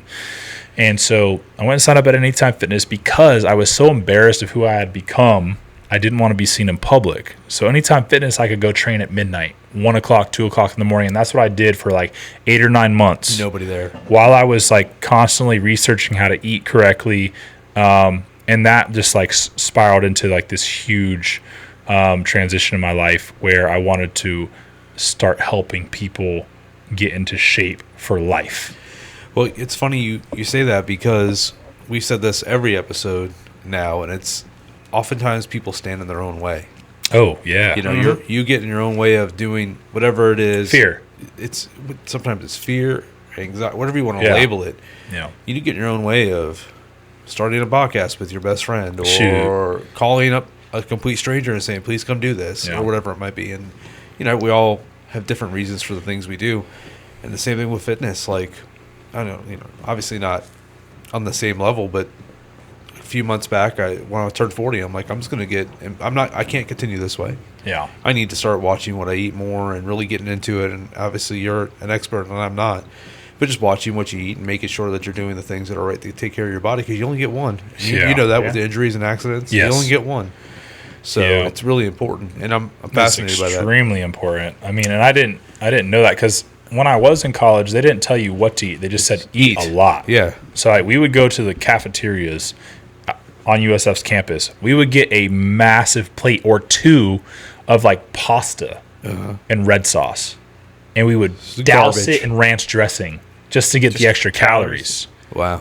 Right? So we wouldn't lose weight. Training so hard. Well, exactly. Yeah. We were training so hard that we just needed calories because at that point, Your body's that's all it burning came through it. down to, Yeah. right? Like we didn't understand, like, although we were told to, eat protein, it wasn't like things back then weren't as well known as they are today. Like now we know we need to stay away from grains. We need to stay away The food from pyramid was opposite. opposite. Yeah. Yeah. So, back then it was just like, eat protein, but like just calories. Yeah. 10,000 calories a day. That's all we were told, right? For me and some of my. And you're my not really peers. counting those. No. You're just like assuming. it's all an assumption. Yeah. Well, then whenever I get past college and I'm starting to do all this research and I'm starting to study to become, a sports nutritionist Yeah. and, getting ready for those exams and whatnot, you start to learn how important it is to actually keep track of what we know now as macronutrients, right? So like proteins, carbs, and fats. And then you start learning really interesting things like nothing in the human body is made out of a carbohydrate. Everything in the human body is made out of proteins and lipids, which are fats. Yeah. So proteins and fats. It's like we don't need carbohydrates, but part of the issue is how we're raised on Lucky Charms, Yeah. Fruit Loops, Which were different in cosmic brownies. Yeah, Come on now. Let's go, Cosmic Brownies. Come on Shout out now. Co- Shoot. Never a fan of Zebra those. cakes. Really? No, Zebra cakes? no, I don't How like about the the little icing. Christmas The cakes zebra that come cakes, Yeah, out? that's what I was saying. Zebra Yeah, cakes, zebra Christmas cakes, cakes, oatmeal But, cream pies. From a young age, Yeah. we are conditioned to want things and crave things, Wait, right? you had nothing? Come on. I know you had The some. little square white little Debbie cakes. Yeah, Those those are are with the good. Yeah. with the chocolate chips on them. Whatever. Give them all to me. Those are the shit. Yeah. 5 rounds. So, that's whenever I started to realize, okay, like there's a method to this madness, and I need to figure out what the method is. What? Antimon's donuts. Yeah, oh yeah, Oh, yeah, 100%. those Especially too. when they're cold and some milk. Oh, Oh, yeah. Yeah. Hey, listen, my nose is dripping, so I have to take a break. I'll be right All right, back. yeah. I'm You gonna wanna pee, take too. a Yeah, quick let's take a cut? quick break, pee All break, right. and then we'll Let's get right do back it. because I want to talk about like you just Yeah. said, the all the macros and We'll dive into and that. all that's because that's going to be, and then Ozempic and all that. Let's Yeah. go. Hey, listeners, if you're running a small or large business and want to keep your IT running smoothly, you need to check out Computer Quest. They take the hassle out of managing technology, whether it's cybersecurity, asset tracking, or even full-service IT management. They've got you covered. I've been working with Computer Quest, and let me tell you, it has been seamless and smooth end to end. Their expertise and support make a real difference. Plus, they can source hardware from the brands you love at competitive prices, so you're always getting the best value. Don't wait for tech issues to slow you down. Visit cqbits.com. That's cqbits.com to learn how Computer Quest can keep your business moving forward. Okay, and we're back. So now we're in this phase of life where football's over. Yep. You're crushed, but you're coming back to life, essentially. You start developing this passion for helping others get out of their funk, right? Yep. So you start your own company, which Yes, is... I did. And so the story behind that is that, after this really low, dark period of my life, I had to get jobs because I was no longer an athlete. And my parents' rule for me and my three sisters was, if you are giving it your all in school and playing sports like full time and giving it your all and you have a accomplishing achievements, we'll cover your expenses. And we weren't we had it pretty well. Like, my parents did well for themselves. However, nothing was given without earning it. Right. Especially from my dad, who came from a foreign country. He was like, you're going to work for it or you're not getting it. So anyways, I had to go get a job. I was no longer playing sports. I was still in school, but that was part of the rule. If you're not playing sports anymore, you got to support yourself. You got to start paying your bills, carrying your own weight. That was hard for me because I had, honestly, besides working for my dad's construction company, never really worked a job. Yeah, not like you were going to Publix or something. When I had time off from sports in the summer for a few weeks here and there, or through spring, here and there, I would go do construction, put a tool pouch on, sling a hammer, and do work. But that wasn't a whole lot of my year every year. Right, a couple months here or there. A couple weeks. Okay. You know, especially in college, you don't really have, I think we had 2 or 3 weeks really off per year at the collegiate level. Because you got to go right back into training camp. You're constantly training and eating. Yeah, it's year round. Yeah. Exactly. Yeah. So I had to go get jobs. And so I started to get your normal minimum wage jobs, serving tables, which you hated. Bussing tables. I was happy to be doing something at that time. Okay. Because it gave me purpose. I have to go to work. I need to get myself together. I need to, take a shower. When I say I was in a dark place, I was in a dark place. I didn't want to do anything. I felt like my life was over. And I didn't want to be around. So started working on all right, I got to get a job. I got to pay for things like food that I was addicted to. So I started working these jobs buy themselves. And so this all happened really fast. Within this my career ending, 9 months, 9 months, I was in this dark hole, and this whole work thing I'm getting into now started during that time. So I'm working these jobs while I'm in this dark place, but going to work kind of helped me because it got me out of the house. It got me talking to people. I got to kind of not think about things I was going through. Started to meet people again and develop new friendships and things like that in the workplace. But then I'd come back home and I was miserable again because I'm alone. And when you're alone, you get dark places. Your mind goes just with your thoughts. Yeah, exactly. You're stuck in a dark room with your thoughts, and that's not good.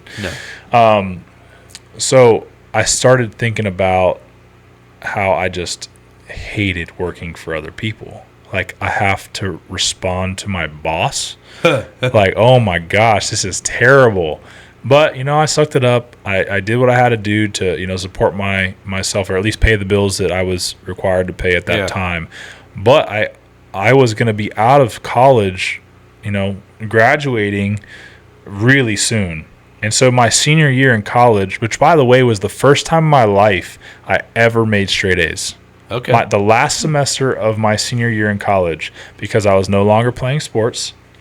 And it was a goal I set for myself. I was like, look, I've never made straight A's in my life. I've always been a problem student. Yeah. I was like, I can fully commit to something Yeah. I'm going to fully commit to trying to make straight A's at least once in my Okay. life. So But, I made that happen. You achieved that Hey, goal. you did it. So that I had did. to have been a You did big it. boost in self-esteem. It did, because- and so that was a big boost for me at the time, because like it gave my parents something to be proud of me again for, Yeah. or for again, and like that was huge, because like I feel like as a kid, you're always trying to prove to your parents that like they did a good job, or at least for me that's how it was. Like I always wanted to show my parents like, Their hard work paid yeah, off. you guys did well, Yeah. And when my football career ended, like I felt like I let them It was down. never going to happen. I made straight A's. I'm like, okay, things got a little better. Yeah. Not for only for me, but like for the family, right? They're like, dang, like good job, But then back to reality, working these jobs I didn't want to work. Yeah. I was already, getting in much better shape. I had already adopted new eating strategies. I went from like 260 pounds, like really out of shape, like legit, like 34% body fat, which is not good for a man at all. I got down to like 193 pounds, which for me was like the least I had been since like my sophomore year in high school, right? Yeah. And I thought I was doing a great job, but people started to tell me like, Cody, you look sick. You're too scrawny. You're too scrawny. Yeah, that like sounds you need to put familiar. some meat on your bones. So I got myself, from being really out of shape and depressed to in really good shape, and I was like crash dieting. This is when dieting became a thing for me, and I started doing all this research on all these different diets. I'm like, oh well, I'm going to try them all, and they all work. Diets work, but they're not meant to be long term. Right. No diet is, right? They're not sustainable for long periods of time. And so I was like, I gotta figure this out. One, I feel like I could help people with everything I've experienced.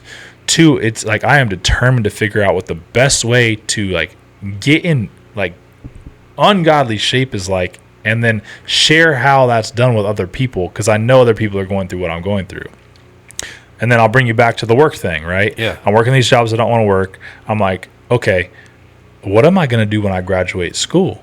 Like, Right. Am I going to keep bartending? Like, no. Am I going to keep serving tables? No. Like, I got to find something I need to do. So I started looking online. Much to the chagrin of all the Krugers that were out Yeah, there. yeah. So I started doing some research online. I had my mom helping me at the time. She worked from home, ran my dad's construction company at the time. And she started, looking into things that I could possibly do that were in like the fitness, health, and wellness, realm. Well, at the time, like personal trainers existed, but it wasn't like a good job to have. Right. So like to me, like being just a personal trainer wasn't really an option.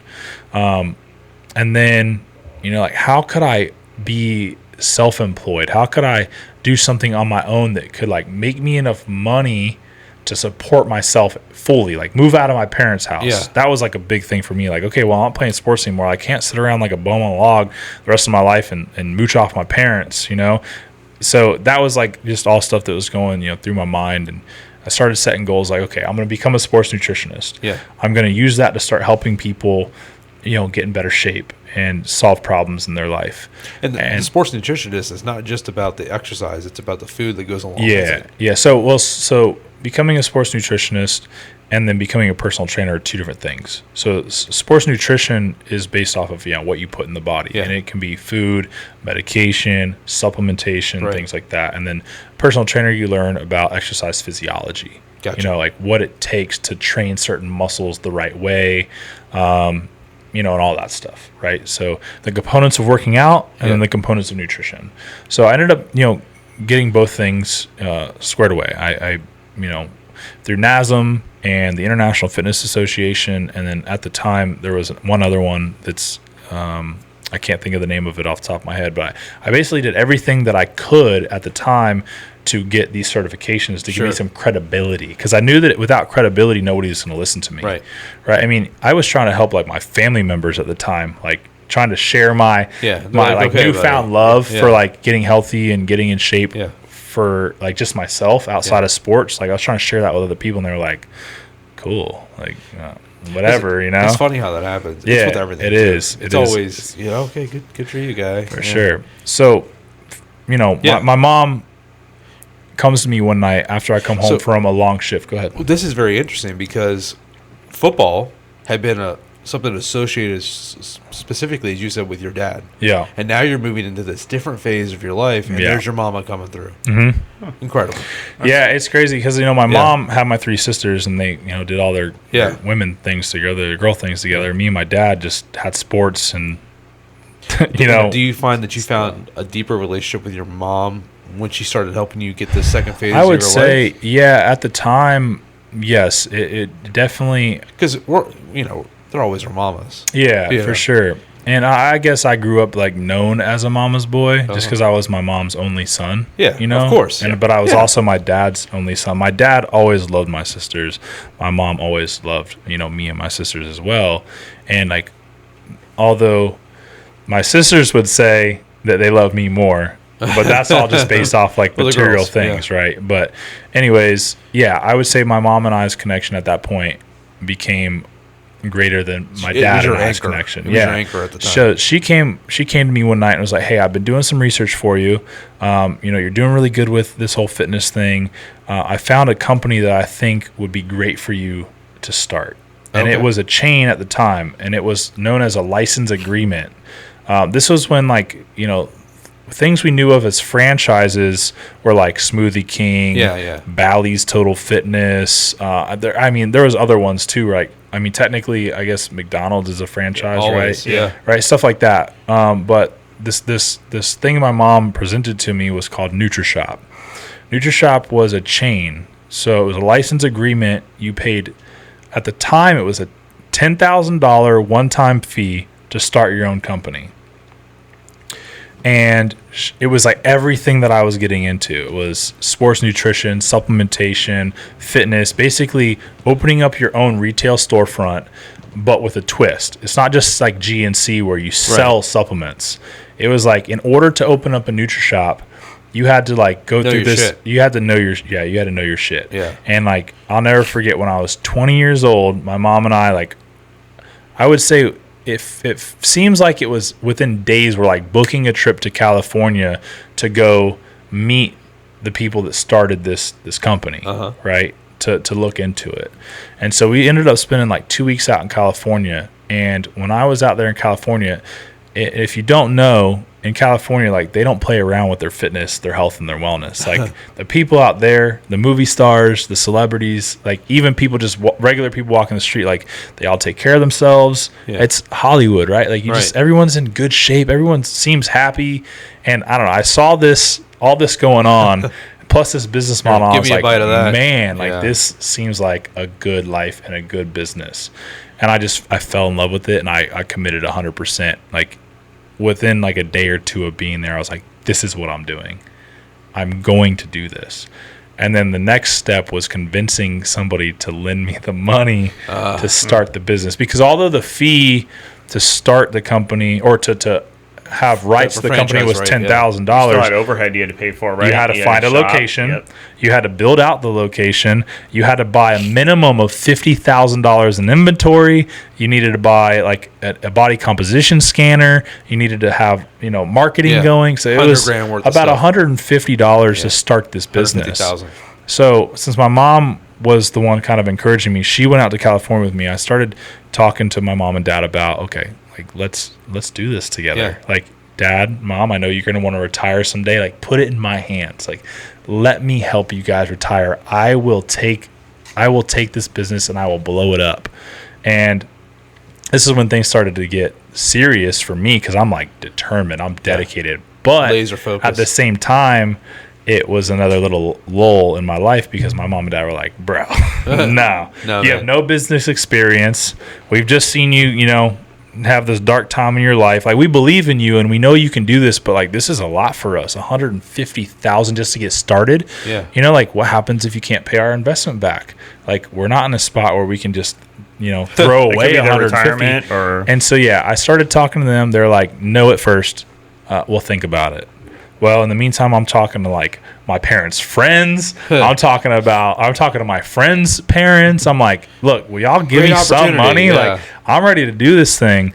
And, it was probably it felt longer than it was, but it was probably a short period of time before my mom and dad said, okay, look, we'll invest in you, right? You'll be 50% owner. will be 50% owner, and we'll go into this with you. But it was all on me. My mom was going to help me set up everything. She's a businesswoman, had run my dad's construction company for a long time. She's like, all right, let's go. So we do it. We go sign the contract. We wire them to $10,000. We start looking for a location.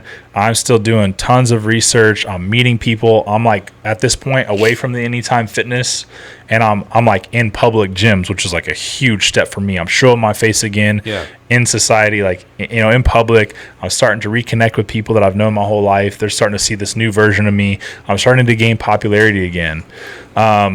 I told you guys earlier that I went from like 260 pounds to like down to like 193, 194, and people started telling me I look sick. Well, once I really started getting a grip of proper nutrition, supplementation, and proper training, I had already spent my whole life working out and eating a lot, so I did have muscle maturity. Yeah. Well, my body changed pretty quick. Like I went from out of shape to too thin to then like, bro, what are you doing? Steroids. Like, yeah, right.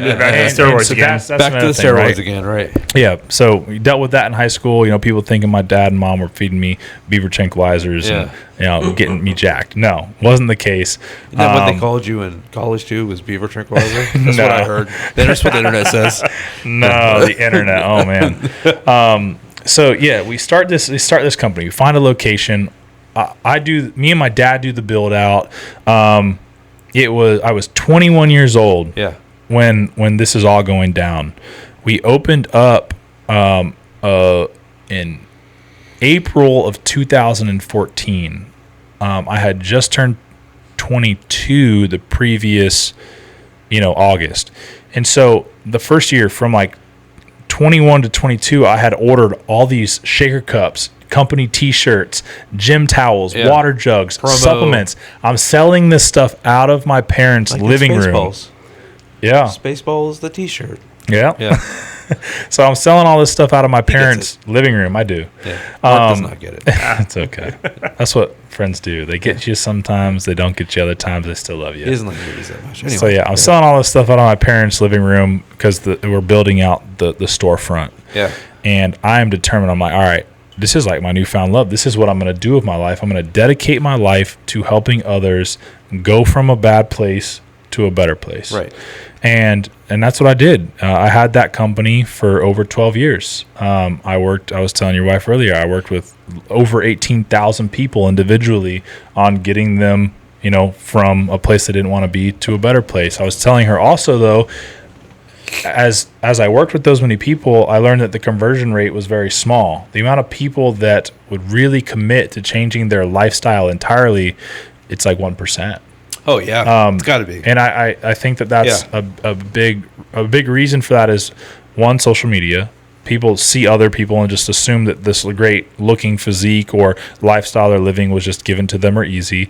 Then you have all the dieting schemes. Every diet that was ever created was not meant to be sustainable. It was meant to sell you something or sell you on something, right? Exactly. Yeah. Whether it was the Whole30, Atkins, I don't know, anything anything that Rosie O'Donnell and Whoopi Goldberg would market. It's like go back to Canada. Exactly. Yeah. So, anyways, it's crazy. I did that business for over 12 years. I ended up selling the company, which we can get to at the end of this segment. Sure. But, over that time, it was really remarkable. Well, let me ask you, what you said, like 1% see it to the end where they've changed their life. Yeah. Why do you think that is? Is it that people don't want the proper information? No. I was telling your wife, it's because I think that people, they ultimately do want to look and feel better. They want to look better for their husband, wife, girlfriend, boyfriend. They want to be a better role model for their kids. They want to maybe attract the right partner, the right group of friends. They want to be, a standout. Who doesn't want to be a standout? I think all of us do at somewhere, right? It's superficial, though. Yeah. I mean, it's a temporary fix. Well, it can be, though. Like what he's saying is, everybody... even for me, like, there's been times when I was like 260 pounds. Mm-hmm. That's a lot, right? Yeah. And I'm not in the world's best shape now, but I'm in the best shape I've been in well over 10 years. I was 279. Yeah. Huh? I was 279. Yeah, and Mark right now is making a lot of progress on getting for you, back man. to being, where he wants to be. And he got to a point where he was doing some of those fad diets a decade ago. Yeah. And he looked like he was dying of cancer. Yeah. Because he That's wasn't what my comment meant. yeah, I know. Yeah. Well, that. I gotcha. He When it sounds familiar. I got it. Yeah. But he wasn't maintaining his muscle mass. Yeah. It was just That purely was me at one point. muscle and fat at the same time. So I felt amazing at that point. Right. I was So also yeah, younger. that's crazy. So I did too until I didn't. So like when I was on the high of losing all my body fat and like getting thinner, I mean the dopamine was constantly, keeping me going. because your body, your brain doesn't know the difference. But eventually, like I was starving myself, and that's what most people do. They don't eat enough, especially enough of the right foods, and then they go from feeling this high to not feeling so well. And then when they stop feeling good and feeling that high, they rebound. yeah. That's what diets typically do to people. That's why you'll see people. And let's be honest, that's what's happened to you. Yes, Yeah. and Yeah. among other things. Yeah. that occurred It's in no my different. life. So food is a drug. I mean, food creates chemical reactions in our bodies that give us certain emotions, certain feelings, right? dopamine. No different. Exactly. You got dopamine and serotonin that kind of control you as a human. Yeah. Right. So you eat, all this sugar and all these carbs and the dopamine spikes, but then how do you feel shortly after you crush a whole Fucking hibachi terrible. meal? Awful. Oh man, that yum yum sauce though, bro. Bro, I know, but think about it. What is that? Makes me Sugar, so carbs, sick. right? So you're like, yeah, this is delicious. And I mentioned that because my wife and I went to hibachi just last week. So good. And we still enjoy Yeah, you food. can, just not all It the has time. to be periodic. Like Yeah. I would never tell somebody to completely cut things out that they truly love for their entire lives. Because when you become restrictive, you will eventually, from my experience, especially as like a fitness coach, Yeah. Expert. and in dealing with so Yeah. many clients, like you will eventually like rebel on whatever you're trying to restrict. What goes up must come down. Yeah. So I think everything in moderation is key. I think that the best way that you can sustainably eat for life and to maintain a certain status of health and well-being mentally and physically is to just regulate what you need as an individual in the sense of proteins, carbs, and fats. Now, it's to lose weight, all you need to be in is a deficit, right? You just have to be in a deficit of calories, but long term, if you're not eating the right types of calories, you're not going to feel your best. You're not going to look your best. Well, you can do like a calorie deficit to start the process, Yeah. and then start eating Yeah. whatever you like. Mhm. We do a lot of protein. Yeah. Same. Like, almost my entire body Yeah. weight a day, Yeah. which I know is basically what you want to do, Yeah. right? So for men, it's typically like 1.5 grams of protein per pound of lean body mass, not total weight, because your entire body mass right now is not lean muscle. Yeah. So you want to feed your body like roughly as a man 1.5 grams of protein per pound of lean body mass. Okay. As a female, it's typically 1.2. It can be 1.5. Grams of protein times their lean body mass. But rule of thumb, if you're eating at least 1 gram of protein per pound of body weight or, per pound of lean body mass, you're doing pretty good. Pretty good. Most people Right. don't do that. And I think that that's another thing that we need to try to focus on is being pretty good over being perfect. Yeah. No, because like, Hard. How much protein is hard? Oh, I know. oh, it it is. is a lot. Yeah, It I is mean, very hard. and I mean, there's shakes and bars, and then we eat a lot of steak, a lot of Yeah. beef, that kind of stuff. Chicken occasionally. So one of my Doesn't- friends, John, he owns Titan Medical Center, and his diet consists mostly of steak Yeah. and potatoes. Yeah. Like just grilled God, or so expensive. baked steak, Yeah. like filet, I could- Yeah. and he'll eat No filet fat, yeah. many times a day with just some type of simple carbohydrate like white rice or potatoes, and then Sweet a lot of potatoes? healthy fats. No, that's Sweet another potatoes are regular. difficult. No, I mean how I look potato at type. it. How I look at it is a carb's a carb. 1 gram of carb is 1 gram of carb, right? Yeah. I mean, obviously there are healthier options, but again, if you only ate, complex carbs the rest of your life, you're being very restrictive, Right. and that will probably result in your demise. or a failure of at some point, you know? So do you Yeah, think so- keep it simpler would help people? Just, instead of Yeah. just separating, oh, this is complex. this Simple, is simple. stupid, right? Yeah. So, And you have to work. You have to do the Yeah. work. so something that I got into is, eating a very high protein, a very high healthy fat, very low carbohydrate. We'll call it a diet. I'm not dieting. This is just how I eat. But that is my daily regimen, right? Yeah. So I eat, since I understand that my body is made out of primarily proteins and lipids, which are proteins and fats, that's primarily what I shoot to eat. And when we're talking about fats, we're talking about Healthy real butter, fats, yes. avocados. Real butter, avocados, Nuts. legumes. Yeah. You have lard. What are some other fats that I eat? Pork grinds. I like yogurt. Pork grinds make me feel like I'm eating potato chips, so it's a really good alternative. Yeah. Is it the best alternative to eat every single day, multiple times a day? No, obviously not. But yeah, simple things like 100%, cold pressed coconut oil. MCT oil, which is like MCT oil, medium chain triglycerides are some of the best fat you can consume, period. So those... Is it true? It doesn't really matter how you get that in, right? No, what I'll do... protein shake. So a lot of my meals would be... A lot of people put them in the coffee for a long time. Yeah, bulletproof coffee has been a big thing for many years now. And I think it's a great idea. I don't do coffee. So, putting anything in coffee is not a solution for me. Yeah. So I'll just take regular coconut oil, 100% cold pressed coconut oil. I will just drizzle it over whatever food I'm eating. And I'll drag my steak along in it. Yeah. And it tastes good. It's something that I like. Yeah. If I, eat carbohydrates, it is simple carbs. I stay away from complex carbs. Yeah. And that's because I'm very active. I choose, I choose white rice, white potato, grits, cream of rice over cream of wheat, Yeah. And that's because I understand that the human body can digest it extremely fast, do what it needs to do with it, and then, burn off that source of carbohydrate very fast. So those things are like you said, so stupid simple, but you have to have the will to go do it because it's much easier to have a ho-ho. Oh, absolutely. Yeah, well, I which think is that's garbage, the problem basically. with most of the things we're experiencing in modern day with life is everything has been made extremely complex. Yeah. You look at a box of cereal these days. 47 different ingredients. Exactly. It should be.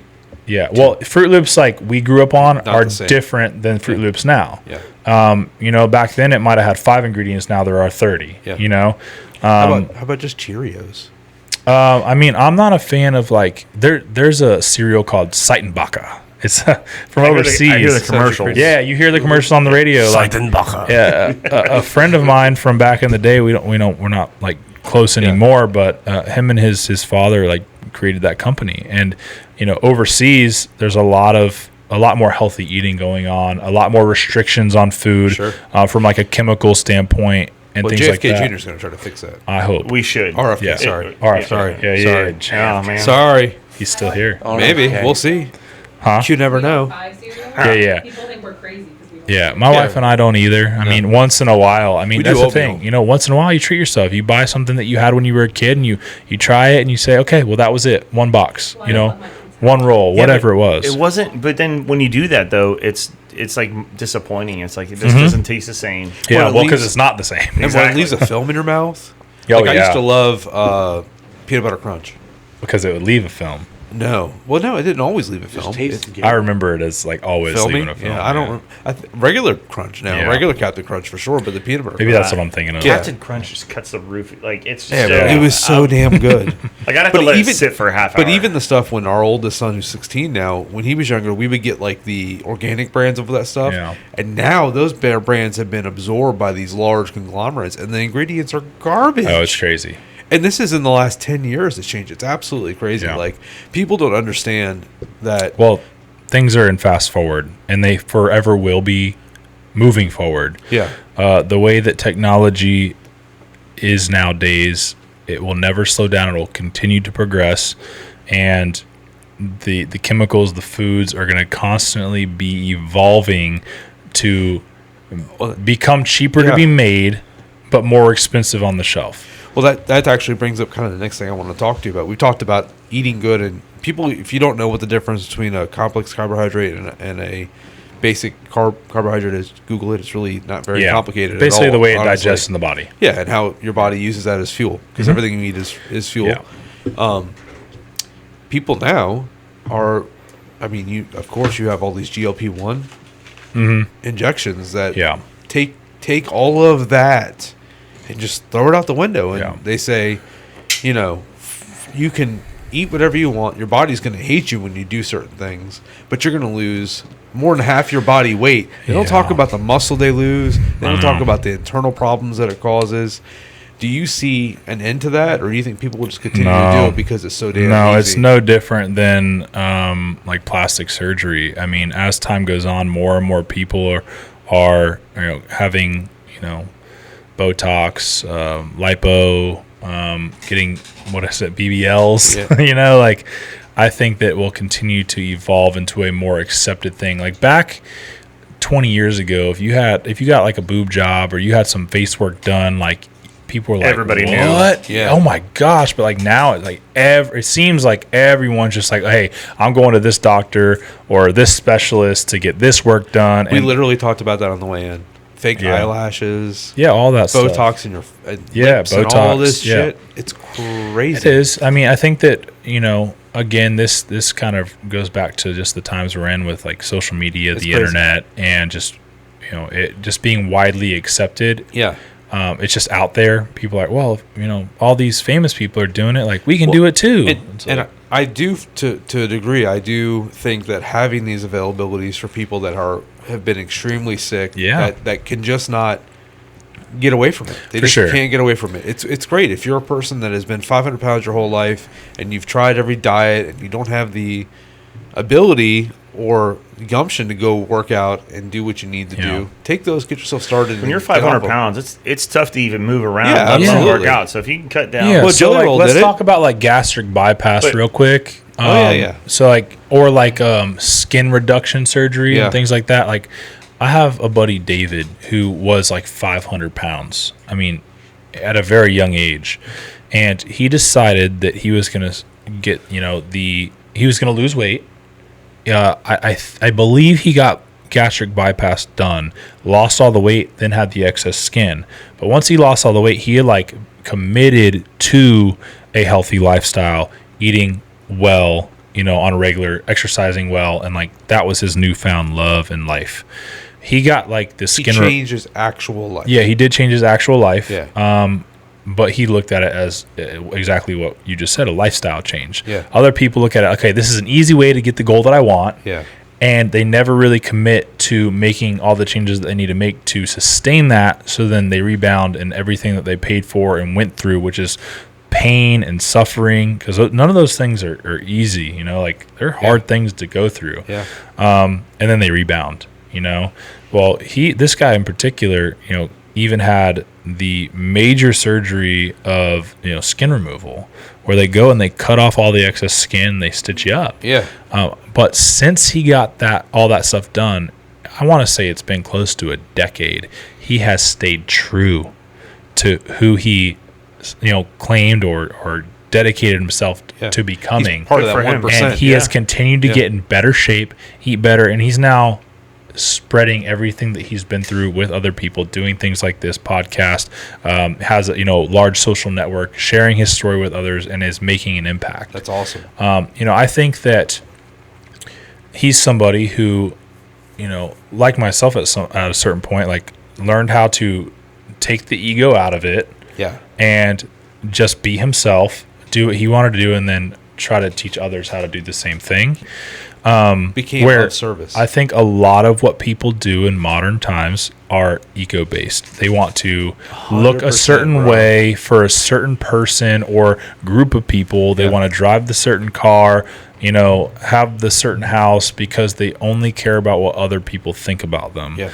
And I think that's that Hollywood shit. Yeah, exactly. Yeah. And now we have TikTok, which is good and bad at the same time. And, and the internet's media great. In general. Yeah, the internet's great. It's the greatest tool and the worst tool at the same absolutely, time. I agree. Yeah, and it corrupts kids and little. And it corrupts everyone. Well, I mean, I fell into that trap too. So you guys are, you got this podcast, you're growing your social media, you're growing your views. Like I have done all that, right? Yeah. Like, you know, back before it was really popular to have a lot of followers on social media, I like capped out my Facebook. You know, I never had a MySpace, but Instagram. Like years ago, you know, I had gained a large following.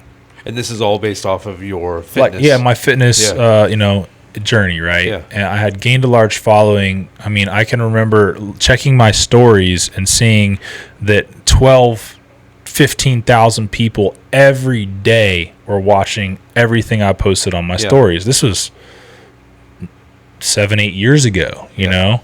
I remember, you know, posting just a picture and getting thousands of likes and hundreds of comments. You know, it got to a point. Right? Yeah. It got to a point where like I had like close to like 65 or more thousand followers, and I thought like I had made it. My wife really helped me understand that social media is not everything about life. No. Yeah. Also, you know, got to a point where I was so consumed by it. It was like my job. It was my second full-time job outside of running my companies. And it was taking everything in me and out of me to keep up with everything social media and work related in my life. I had no time or energy for anything else besides social media, eating, sleeping, and working out. Yeah. What kind of life is that? Like, it was sustainable for a little while, but I'll tell you, it is what caused me to go into the next darkest period of my life. Social media withdrawal? Yeah. So no, it was just a really tough time of anxiety and depression that being consumed by work and such what would I say? Like I was so, you know, trapped in this small little world of mine with like working out, eating, sleeping, and social media that I did nothing else for. Like, so between like 2014, which I was like 21, 22 years old, to like age 27, I did nothing but those things. Yeah. Work out, eat, sleep, social media, right? My friends would invite me out. I say no. So I lost all these friends, right? They eventually learned like Cody's never coming out. He's never going to celebrate his birthday, our birthday. He's never going to come celebrate anything with us. Because the social media version of you was... Yeah. Like that's what I was just focused on, right? So, you know, for however many years that was, I did nothing but those few things. And I had reached my goal. Massive social network at 25. I think at age 20, I was 25. So after 2 years of starting my first business, I opened up a second location.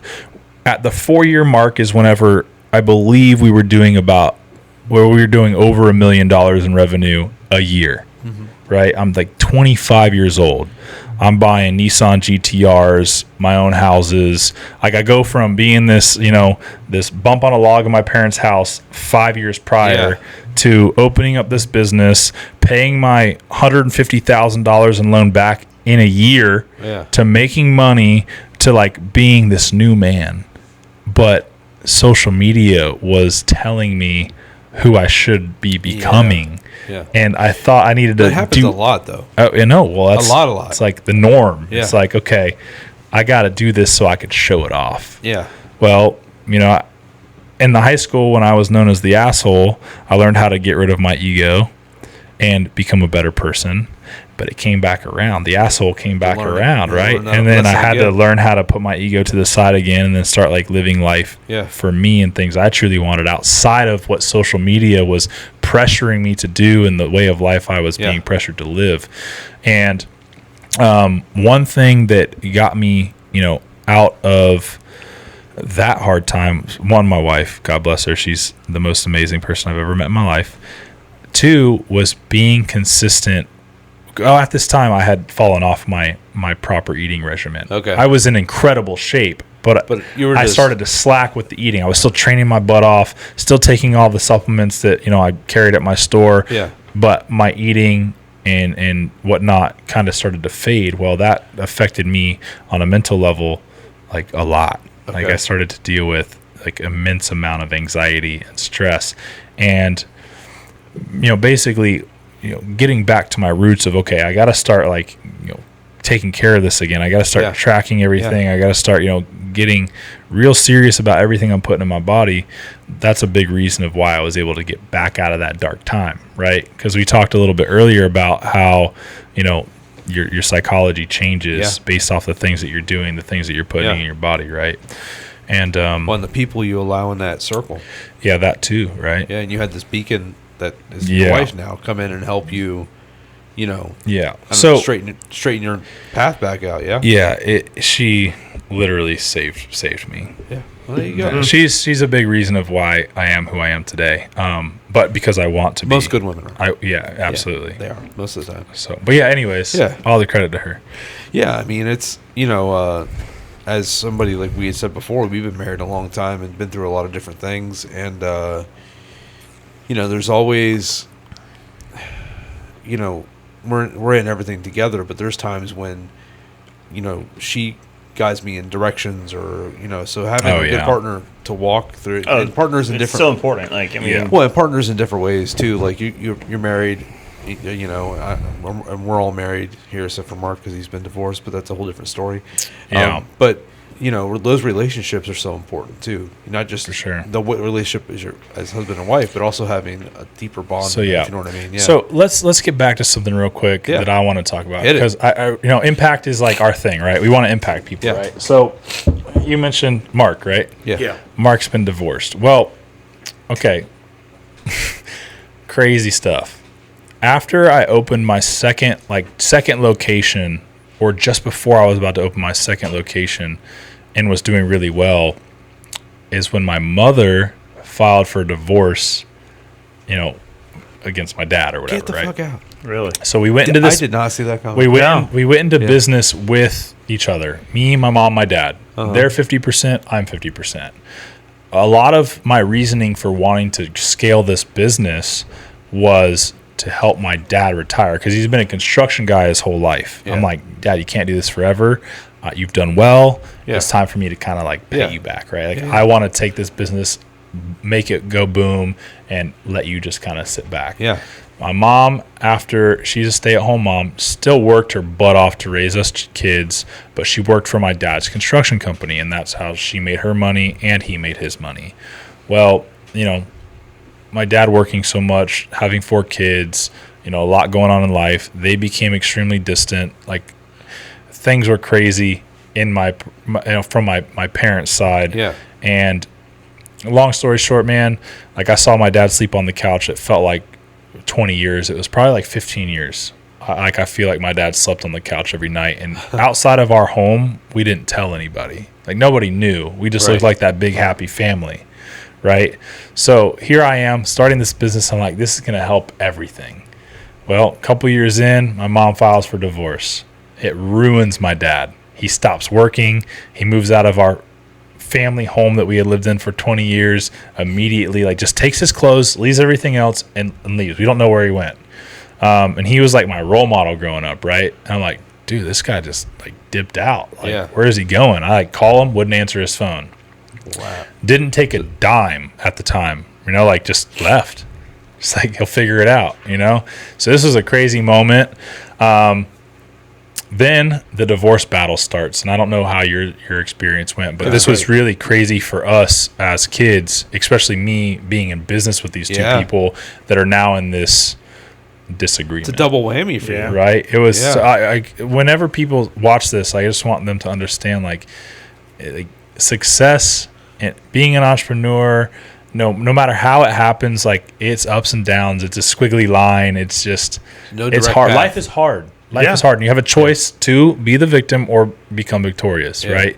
So with that being said, my dream that I had created after college, sports had ended, was to basically support my family, support my parents, retire them. Right. That dream was then crushed because my mom started fighting for everything. She said, okay, well, you have the construction company. You have the ability to go work and get jobs. I need everything. That's how it felt. Right. That divorce took about 5 years to settle. My dad got nothing beside, he got, something from it. I shouldn't say he didn't get anything, but he did. He got, some of the savings accounts and whatnot, but he didn't get any of the business. None of it. Zero. Wow. Right. And he was the GC though, right? Well, so my dad has his own company, but my nutrition stores, okay. So your business, opened, okay. yeah, my he NutriShop had. business, he went in 50-50 with my mom and me. He got nothing so out of that. Him and my mom were 50%. I was 50%. They go through this divorce. He gets nothing from it. And that at that point in time when he gets nothing and it's just my mom and I try to do my absolute best to just continue on and say, I'm going to still do this. And with my part and my growth, I'm going to still provide to him. But I failed at it because I just couldn't deal with it. And so around like year 8 of this business, I started to think about an exit strategy. And I didn't truly exit until after 12 years. So between year 8 and year 12, I was developing a plan to get out of this partnership with now my mother. And just because it just wasn't the same goal for me anymore. Yeah. Like I couldn't You'd really evolved, do what I needed to do or what I set out to do because of this thing that had happened. And just the whole, you saying that he went through a divorce, like just brought that up, for anyone who's listening, I did, create a very successful company, but, it was very difficult. A lot of ups and downs in my life overall. And I at 30, what am I, 33? At like 30 years old, I started to create a plan to start completely over. So once I sold those companies, which I sold my last location this past July, I started a brand new company, my wife and I, and now we're in a whole new company, and it's not. Well, that spirit never leaves you. No, Yeah. no, Yeah. So what's interesting about that though, is I still am involved in fitness, health, and wellness. I have a program called the Alpha Male Program, and it's designed to help men become what truly is an alpha male, somebody who is, can provide, somebody who is kind, loving, passionate, compassionate, and to break the stereotype of what society sees as an alpha male. Yeah, because society right? sees like, alpha men yes, as totally opposite. So my goal with that program is to bring people in, put them through a course, which we're all, familiar with courses these days, and to teach them that an alpha male isn't an asshole. You're not arrogant. You're not egotistical, that you can have emotion. You can, you can cry if that's something that you need to do, but you're also a badass and you're strong and you're confident and you're godly, like those are the things I'm trying to teach men how to become and help them understand that it's okay to put your ego beside you and put your essentially your pride beside you, still create an awesome physique, feel amazing, make crazy money if you want to, but be humble and kind and sweet and generous. Well, it's so funny when we talked 2 weeks ago about you coming to do the show. It's we immediately clicked on that because whether this show in 6 weeks, 6 months, or 6 years grows to millions of people watching, which I truly hope it does, the only goal that I have for it is to get that message out there of if you're like a guy or even a woman, you're going through whatever the shit you're going through, there are thousands of people that have very similar stories, that have programs to help you, that have suggestions to help you, Absolutely. that have, you're not alone. Don't think you ever are alone. And that's something that you have to be in the right mind frame. Yeah. Just like working out or eating right or whatever it is. You have to be ready to hear those messages. Yep. And there's always somebody out there to help. Which 100%. So what's your target audience with alpha male? Like alpha males?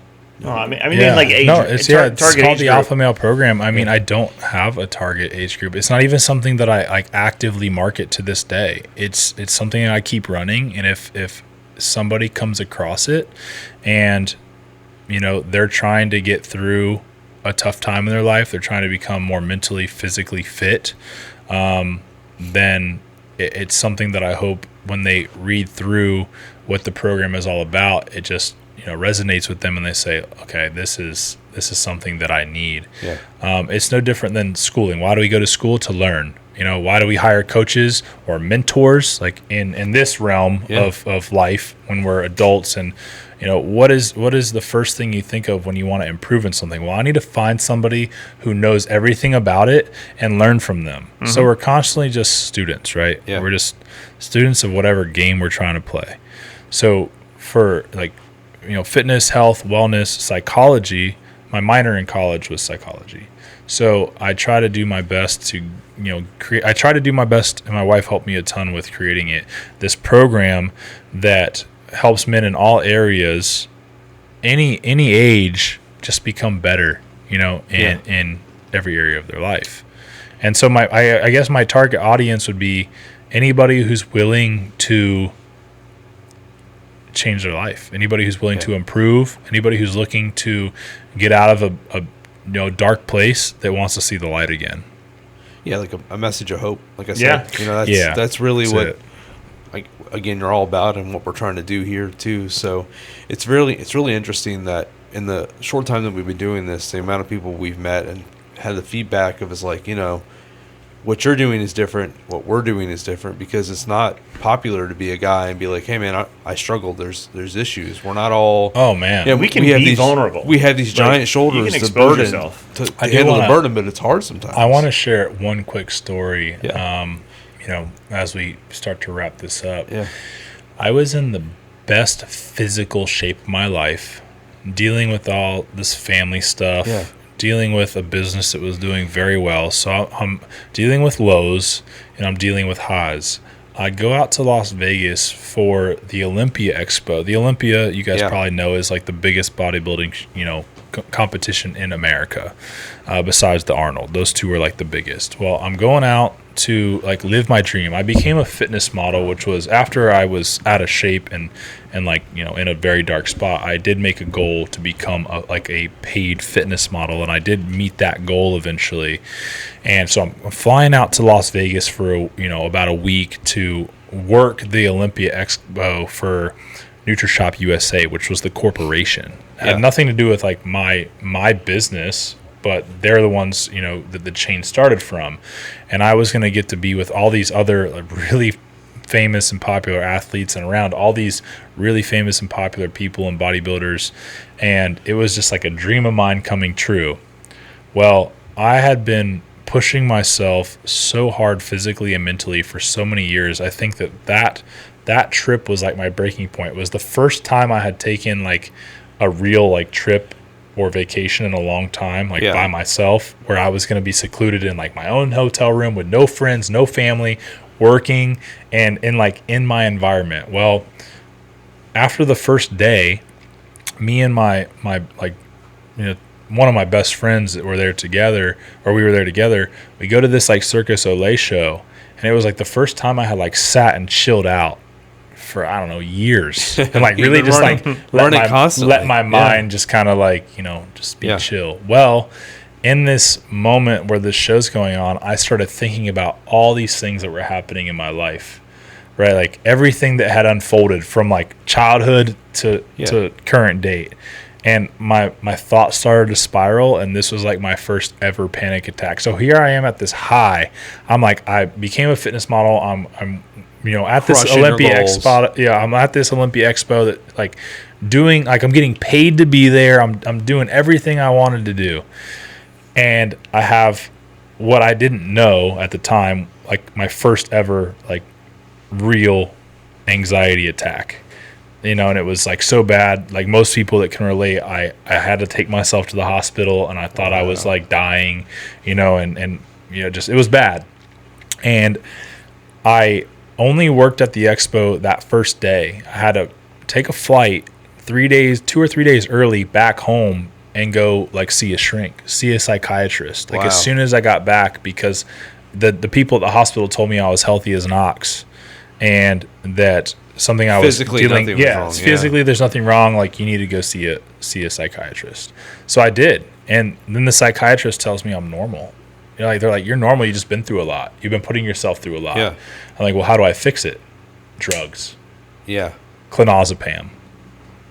Right. And this is like, Xanax, there's so much that we could go over and share. We're gonna have to do a part 2. Yeah, we could do a part Yeah. 2, but it's just like there's so much behind my story and what's kind of led me to where I'm at, and I felt like this was Well, and something you've good made to some share. really good relationships along the way, like you said. Yeah. You've built this little community around yourself. So too. I mean, I just want to express that life is just so full of lows and highs, and it's just a constant transition from lows to highs, and you have to just learn and understand Ride the wave, that Yeah. to ride the wave and to appreciate the times where things aren't so good, and as long as you can appreciate them and learn from them, that you will eventually come out of those bad times, as long as you're willing to work through them and become a much better person and get to a much better place. Well, and that's great advice. And my buddy Adam a couple weeks ago was here, and he said, "You are where you're supposed to be, whatever that means." Yeah.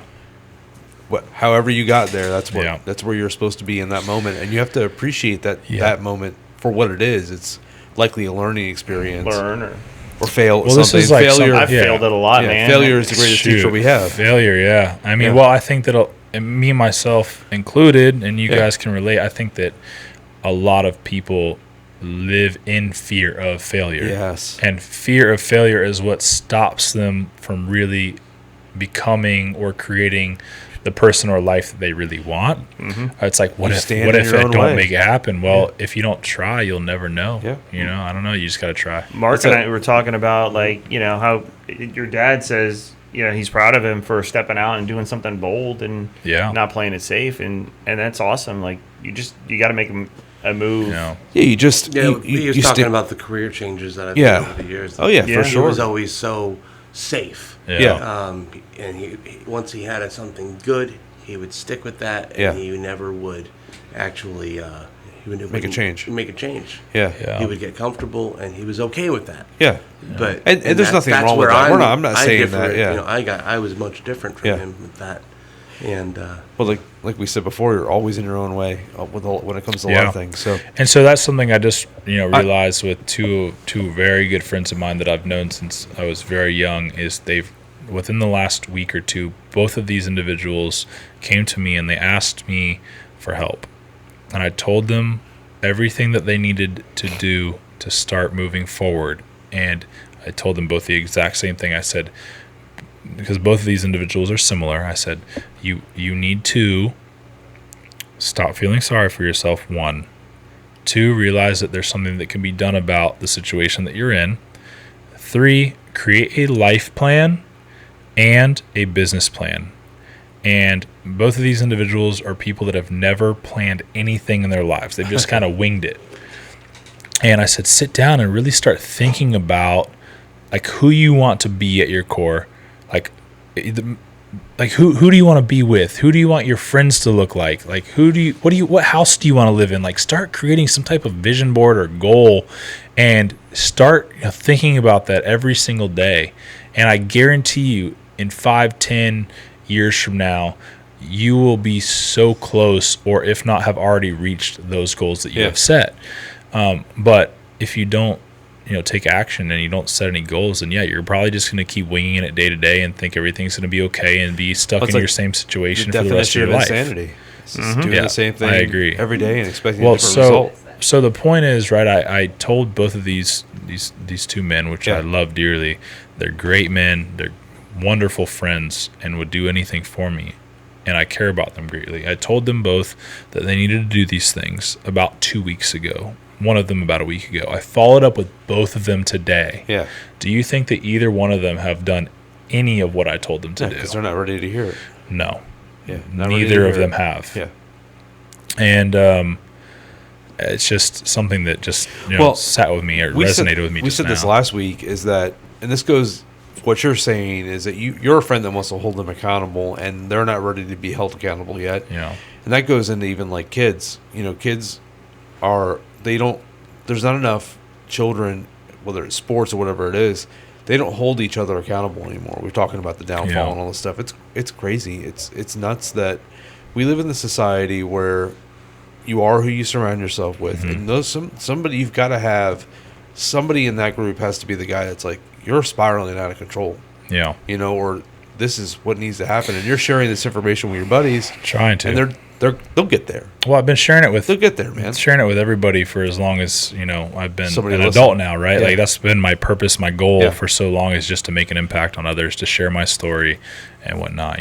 But it just there's so much. There's only so much you can do to try to help somebody. Yeah. They have to truly want the help, and I Absolutely. think that just goes back to what we're talking about with fitness, health, wellness. Yeah. Like you can try to teach somebody the right way to do this, right way to be in shape, the right way to get their mind, body, and spirit right. But if they're not really looking to make that change, they're just going to continue looking for the easy way out. Yep. They're going to fail, eventually rebound, and go through that vicious cycle for the rest of their lives. And that's unfortunately what most people do. I mean, and that's not just fitness related. That's anything. In No, life. it's like it's a total thing. We're talking about health and Total wellness right now, lifestyle. but Yeah. it's literally what most people go through. Well, and look what you've overcome with your injuries and mental issues and all that stuff too. And then everybody in this room has had something Hardships. Yeah. Everyone you meet on the street has had a hardship. Absolutely, Everybody's it's got just their own life. story. It's life, and I think that's Yeah. one thing that like the younger generations need to understand is like Not everything's perfect. Not everything is what it looks like on social Yeah. media, right? It's not. Like that's just the message we have to get across. Yeah. And if you see somebody that is successful, that has the things that you want, just know that they went through immense amount of pain, suffering, stress, fatigue to get it. Yeah. Like there's a very few people in the world that were just handed a great life. Yeah. And a lot of those people that were seemingly handed a great life are miserable people. Yes. I have friends that were born into very rich families, and these, unfortunately, some of these friends have taken their own lives. Yeah. Because they were miserable. Yep. And it's just sad, right? So just understand that when you fall, you got to get back up and keep trying and keep pushing. Well, even like your buddy is a great example of that, Nick. Oh, Nick, yeah. It's a great example of that. If you guys don't know his story, you can check it out on look up Nick Santanastasso or Nick Santo. It's a great story. And he's an check it incredible out. human. Incredible dude. I mean, I know that you've seen him on social media for sure, but those when you've had an opportunity to make an impact on his life too, and that's awesome. And people, again, I feel like I sound like a broken record, but you can fix what's wrong. Typically, Yeah, you absolutely. can fix what's going on up here, what's going on in here. All of these things are fixable items on your body. Yep. Your mental health, your physical health, your emotional health, all of those things, and it's okay to not be okay, and it's okay Absolutely. to work through it. And you're a great example of that. I don't think that any of us are really okay. Nobody's ever No. okay. Right? No, Ever. But what's Jelly Roll say? It's all gonna be all right. something like that. Well, Something like that. but good props to Jelly Roll, by the way, Yeah. for losing like 180 yeah, pounds. yeah. He says he's doing it by walking. Yeah. I guess. Exercise, eating better. Yeah. So actually, that's a great kind of two kind of follow up last questions. First, if you're a dude out there and you're looking to start your fitness journey, I'm not talking about a weight loss journey because those are not the same Yeah. things. Are there like standard supplements that you would recommend, like creatine, protein powders, Yep. being in a calorie deficit? There's like 5. Yeah. I mean, so if you're trying to, so calorie deficit is very specific to weight loss, right? Uh-huh. If you're starting a fitness journey, it could be on either side of the spectrum, right? Or, well, there's three different, brackets, right? Yeah. There's maintenance, right? Because some people just want to like get better, but kind of stay the same. Like they want to keep their figure. Yeah. And that's still a goal. And then you have your weight loss and then your muscle building, right? No matter what the goal is, it just, as we all know, consistency is the key, right? Track your macros that are specific to you and your goal, and eventually you don't have to track things every single day. At first, of course, Right. like you're building that lifestyle. yeah, you're building that lifestyle. You have to track what's going into your body. At least I recommend it. And then maybe, for some people it'd be 2 months down the road. For some it might be 2 years down the road. Yeah. You'll eventually just understand what you need to be eating every day, and that's like how my wife and I eat now. Like we don't track our macros every day, but we eat generally the what you should same be eating. things. we'll throw different twists, different seasonings on different foods to get different flavors. Do you recommend doing like a blood test to figure that out? Or so yeah, I mean, my wife and I have both used a brand called Yukari, which is a local brand to Tampa, and they do a DNA test to tell you things that you're intolerant to. And so like my wife has been talking about doing that for quite a while. Yukari is a great one. It's like $40-$50. You send in like, I don't know, they ask you for like 10 or 14 strands of hair. With pubes or it doesn't matter, man. Whatever. If that's where you want. If that's where you want to yank them from.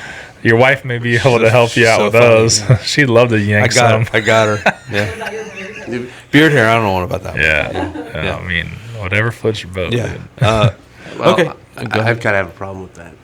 Which what? Well, hair. Right? Never mind. Yeah. Yeah. Rabbit hole. Okay. Shoo. Yeah. And then this is the Marty McFly section of the show because we are going to get wrapped up here. We've been going, I think, almost 3 hours at this point. So,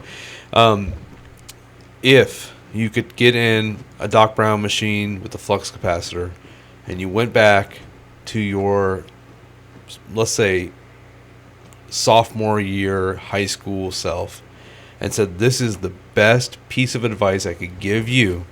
It will not impact the quality of your life. It will not change anything where I'm coming from, which is the future."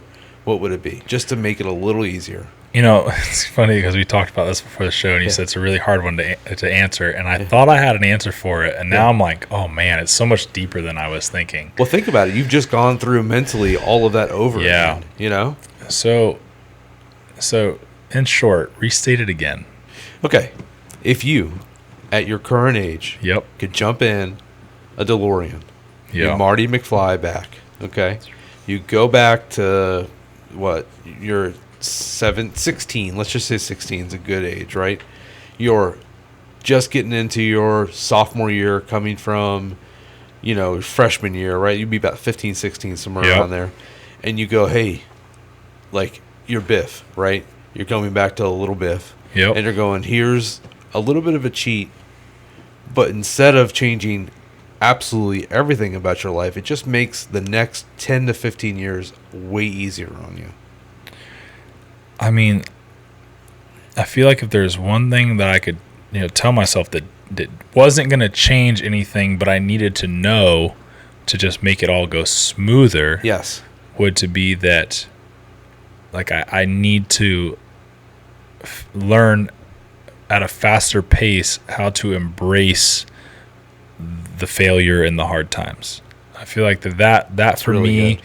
because I am like an empath, right? Like I feel not only my own emotions and feelings a lot, but whenever something that I have done has caused other people impact, let's say like when I was going through hard times, it was all just kind of crashing down, and I felt not only my hardships, but it causing hardships on other people and their lives. It would really tear me apart. Yeah. So I feel like for me, it would be, okay, look, this is happening. It's okay. This is part of life. You need to learn from it as fast as possible and move on instead of sitting and dwelling in that, particular problem or situation for long periods of time. That's really good. That's really good. I know. And you had a heads up too. Here's one you didn't have a heads up on. Yeah. Do you think that people can truly do acts of service without an expectation of reciprocation? Absolutely. How? I mean, besides in this moment, when I'm sharing this with you, there have been many times in my life, so I'm speaking from experience, where I have exactly right. I have given to others, whether it be money or affirmation, or like encouragement, without ever expecting anything in return.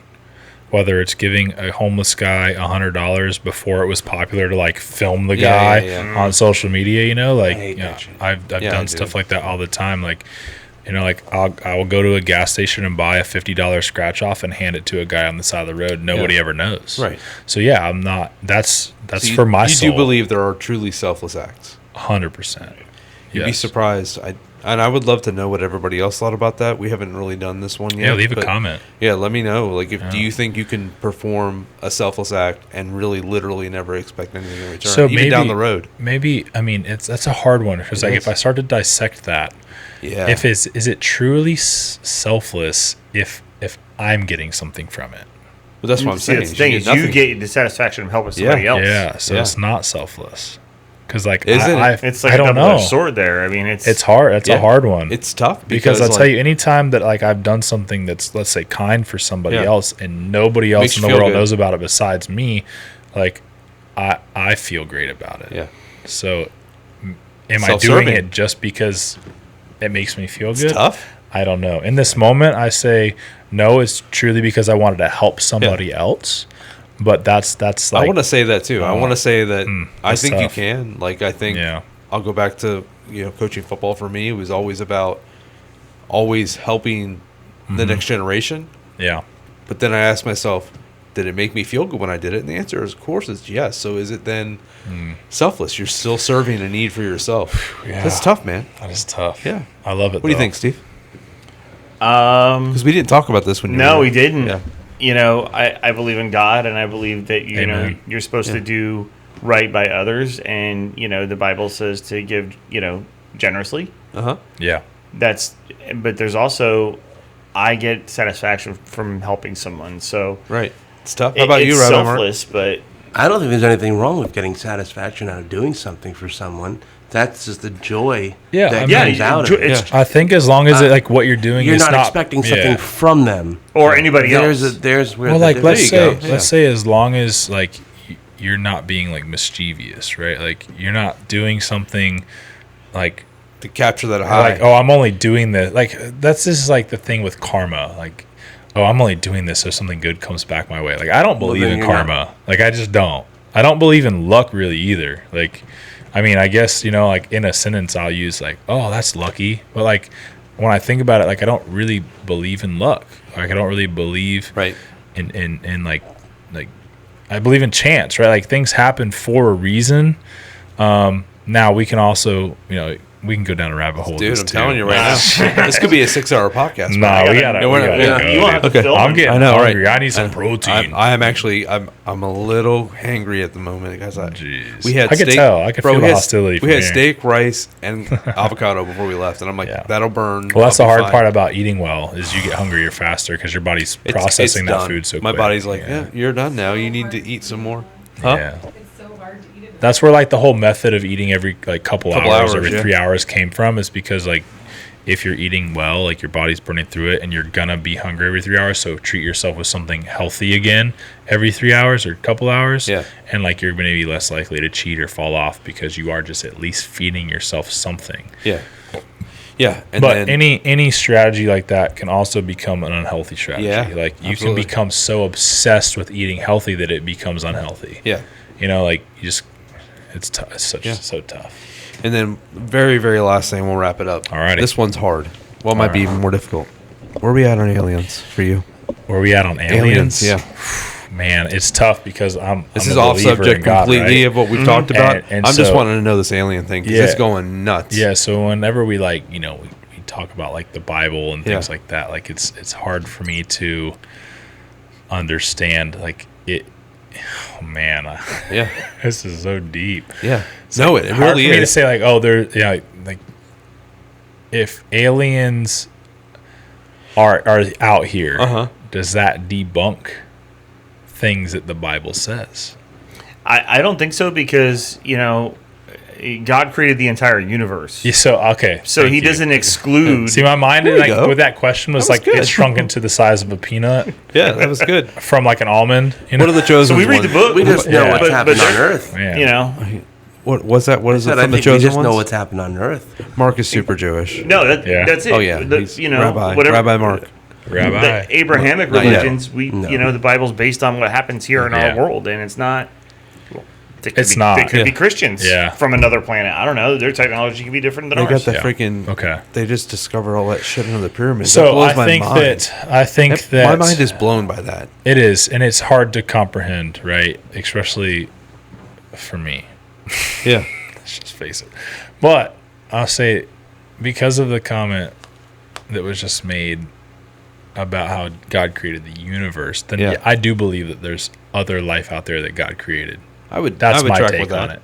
And I think that part of, as I told you before, is that for our family, faith is a relatively new concept. Yeah. But I think that's what it is, though. Knowing that you don't know. Yeah.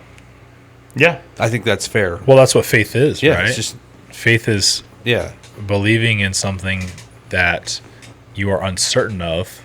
Yeah. But you're, becoming faithful, or you are faithful in it because that is something that you're dedicated to. Sure. Right? I don't know. It's just that's making sense. It's a complex concept for something so simple as knowing that you don't know. Cool. Yeah, I like that. Well, what do we got? You got any extra follow-up questions? Because I think I got all my good ones out. No, you good? I'm good. Thanks for hanging out today, and thanks for inviting me. Because we weren't sure. Yeah, I was nice not to be in the hot seat this time.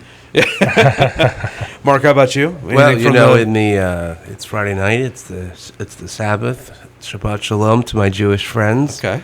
I hope everyone's having a good weekend. He said that in the most Jewish possible way, too. That was very good. Very Rabbi Mark. That was very Rabbi Mark again. How about you, producer Miranda? You got anything you want to add? No, she's good to go. She's like, no, we've been here long enough. Let's go eat. She's like, I got some steak. Okay. All right. Well, thanks, guys. Great episode. Appreciate you having Thank you guys the for time to come out, man. Thanks. Awesome. Yeah. All right. Adios. We're done. Yeah. Please tell me that I can't, that I won't, that I fail, that I'll never make it out, yeah. Please tell me all the bad, never good. Fill my head full of every single doubt, yeah. Please say any negative thoughts. I pop off when I hear people say I cannot. I get off to the thought of proving everyone wrong. I won't stop to the top, so you better back off and get lost. I'ma stay loud, stay proud, never running out, never heading south. I'll be spreading out, call it word of mouth. Can't put me down, I'll be getting loud. You can have it douse, not what I'm about. Have your cloud, it be raining now. I keep making sound, go another round. I'm legend bound, can't stop me now.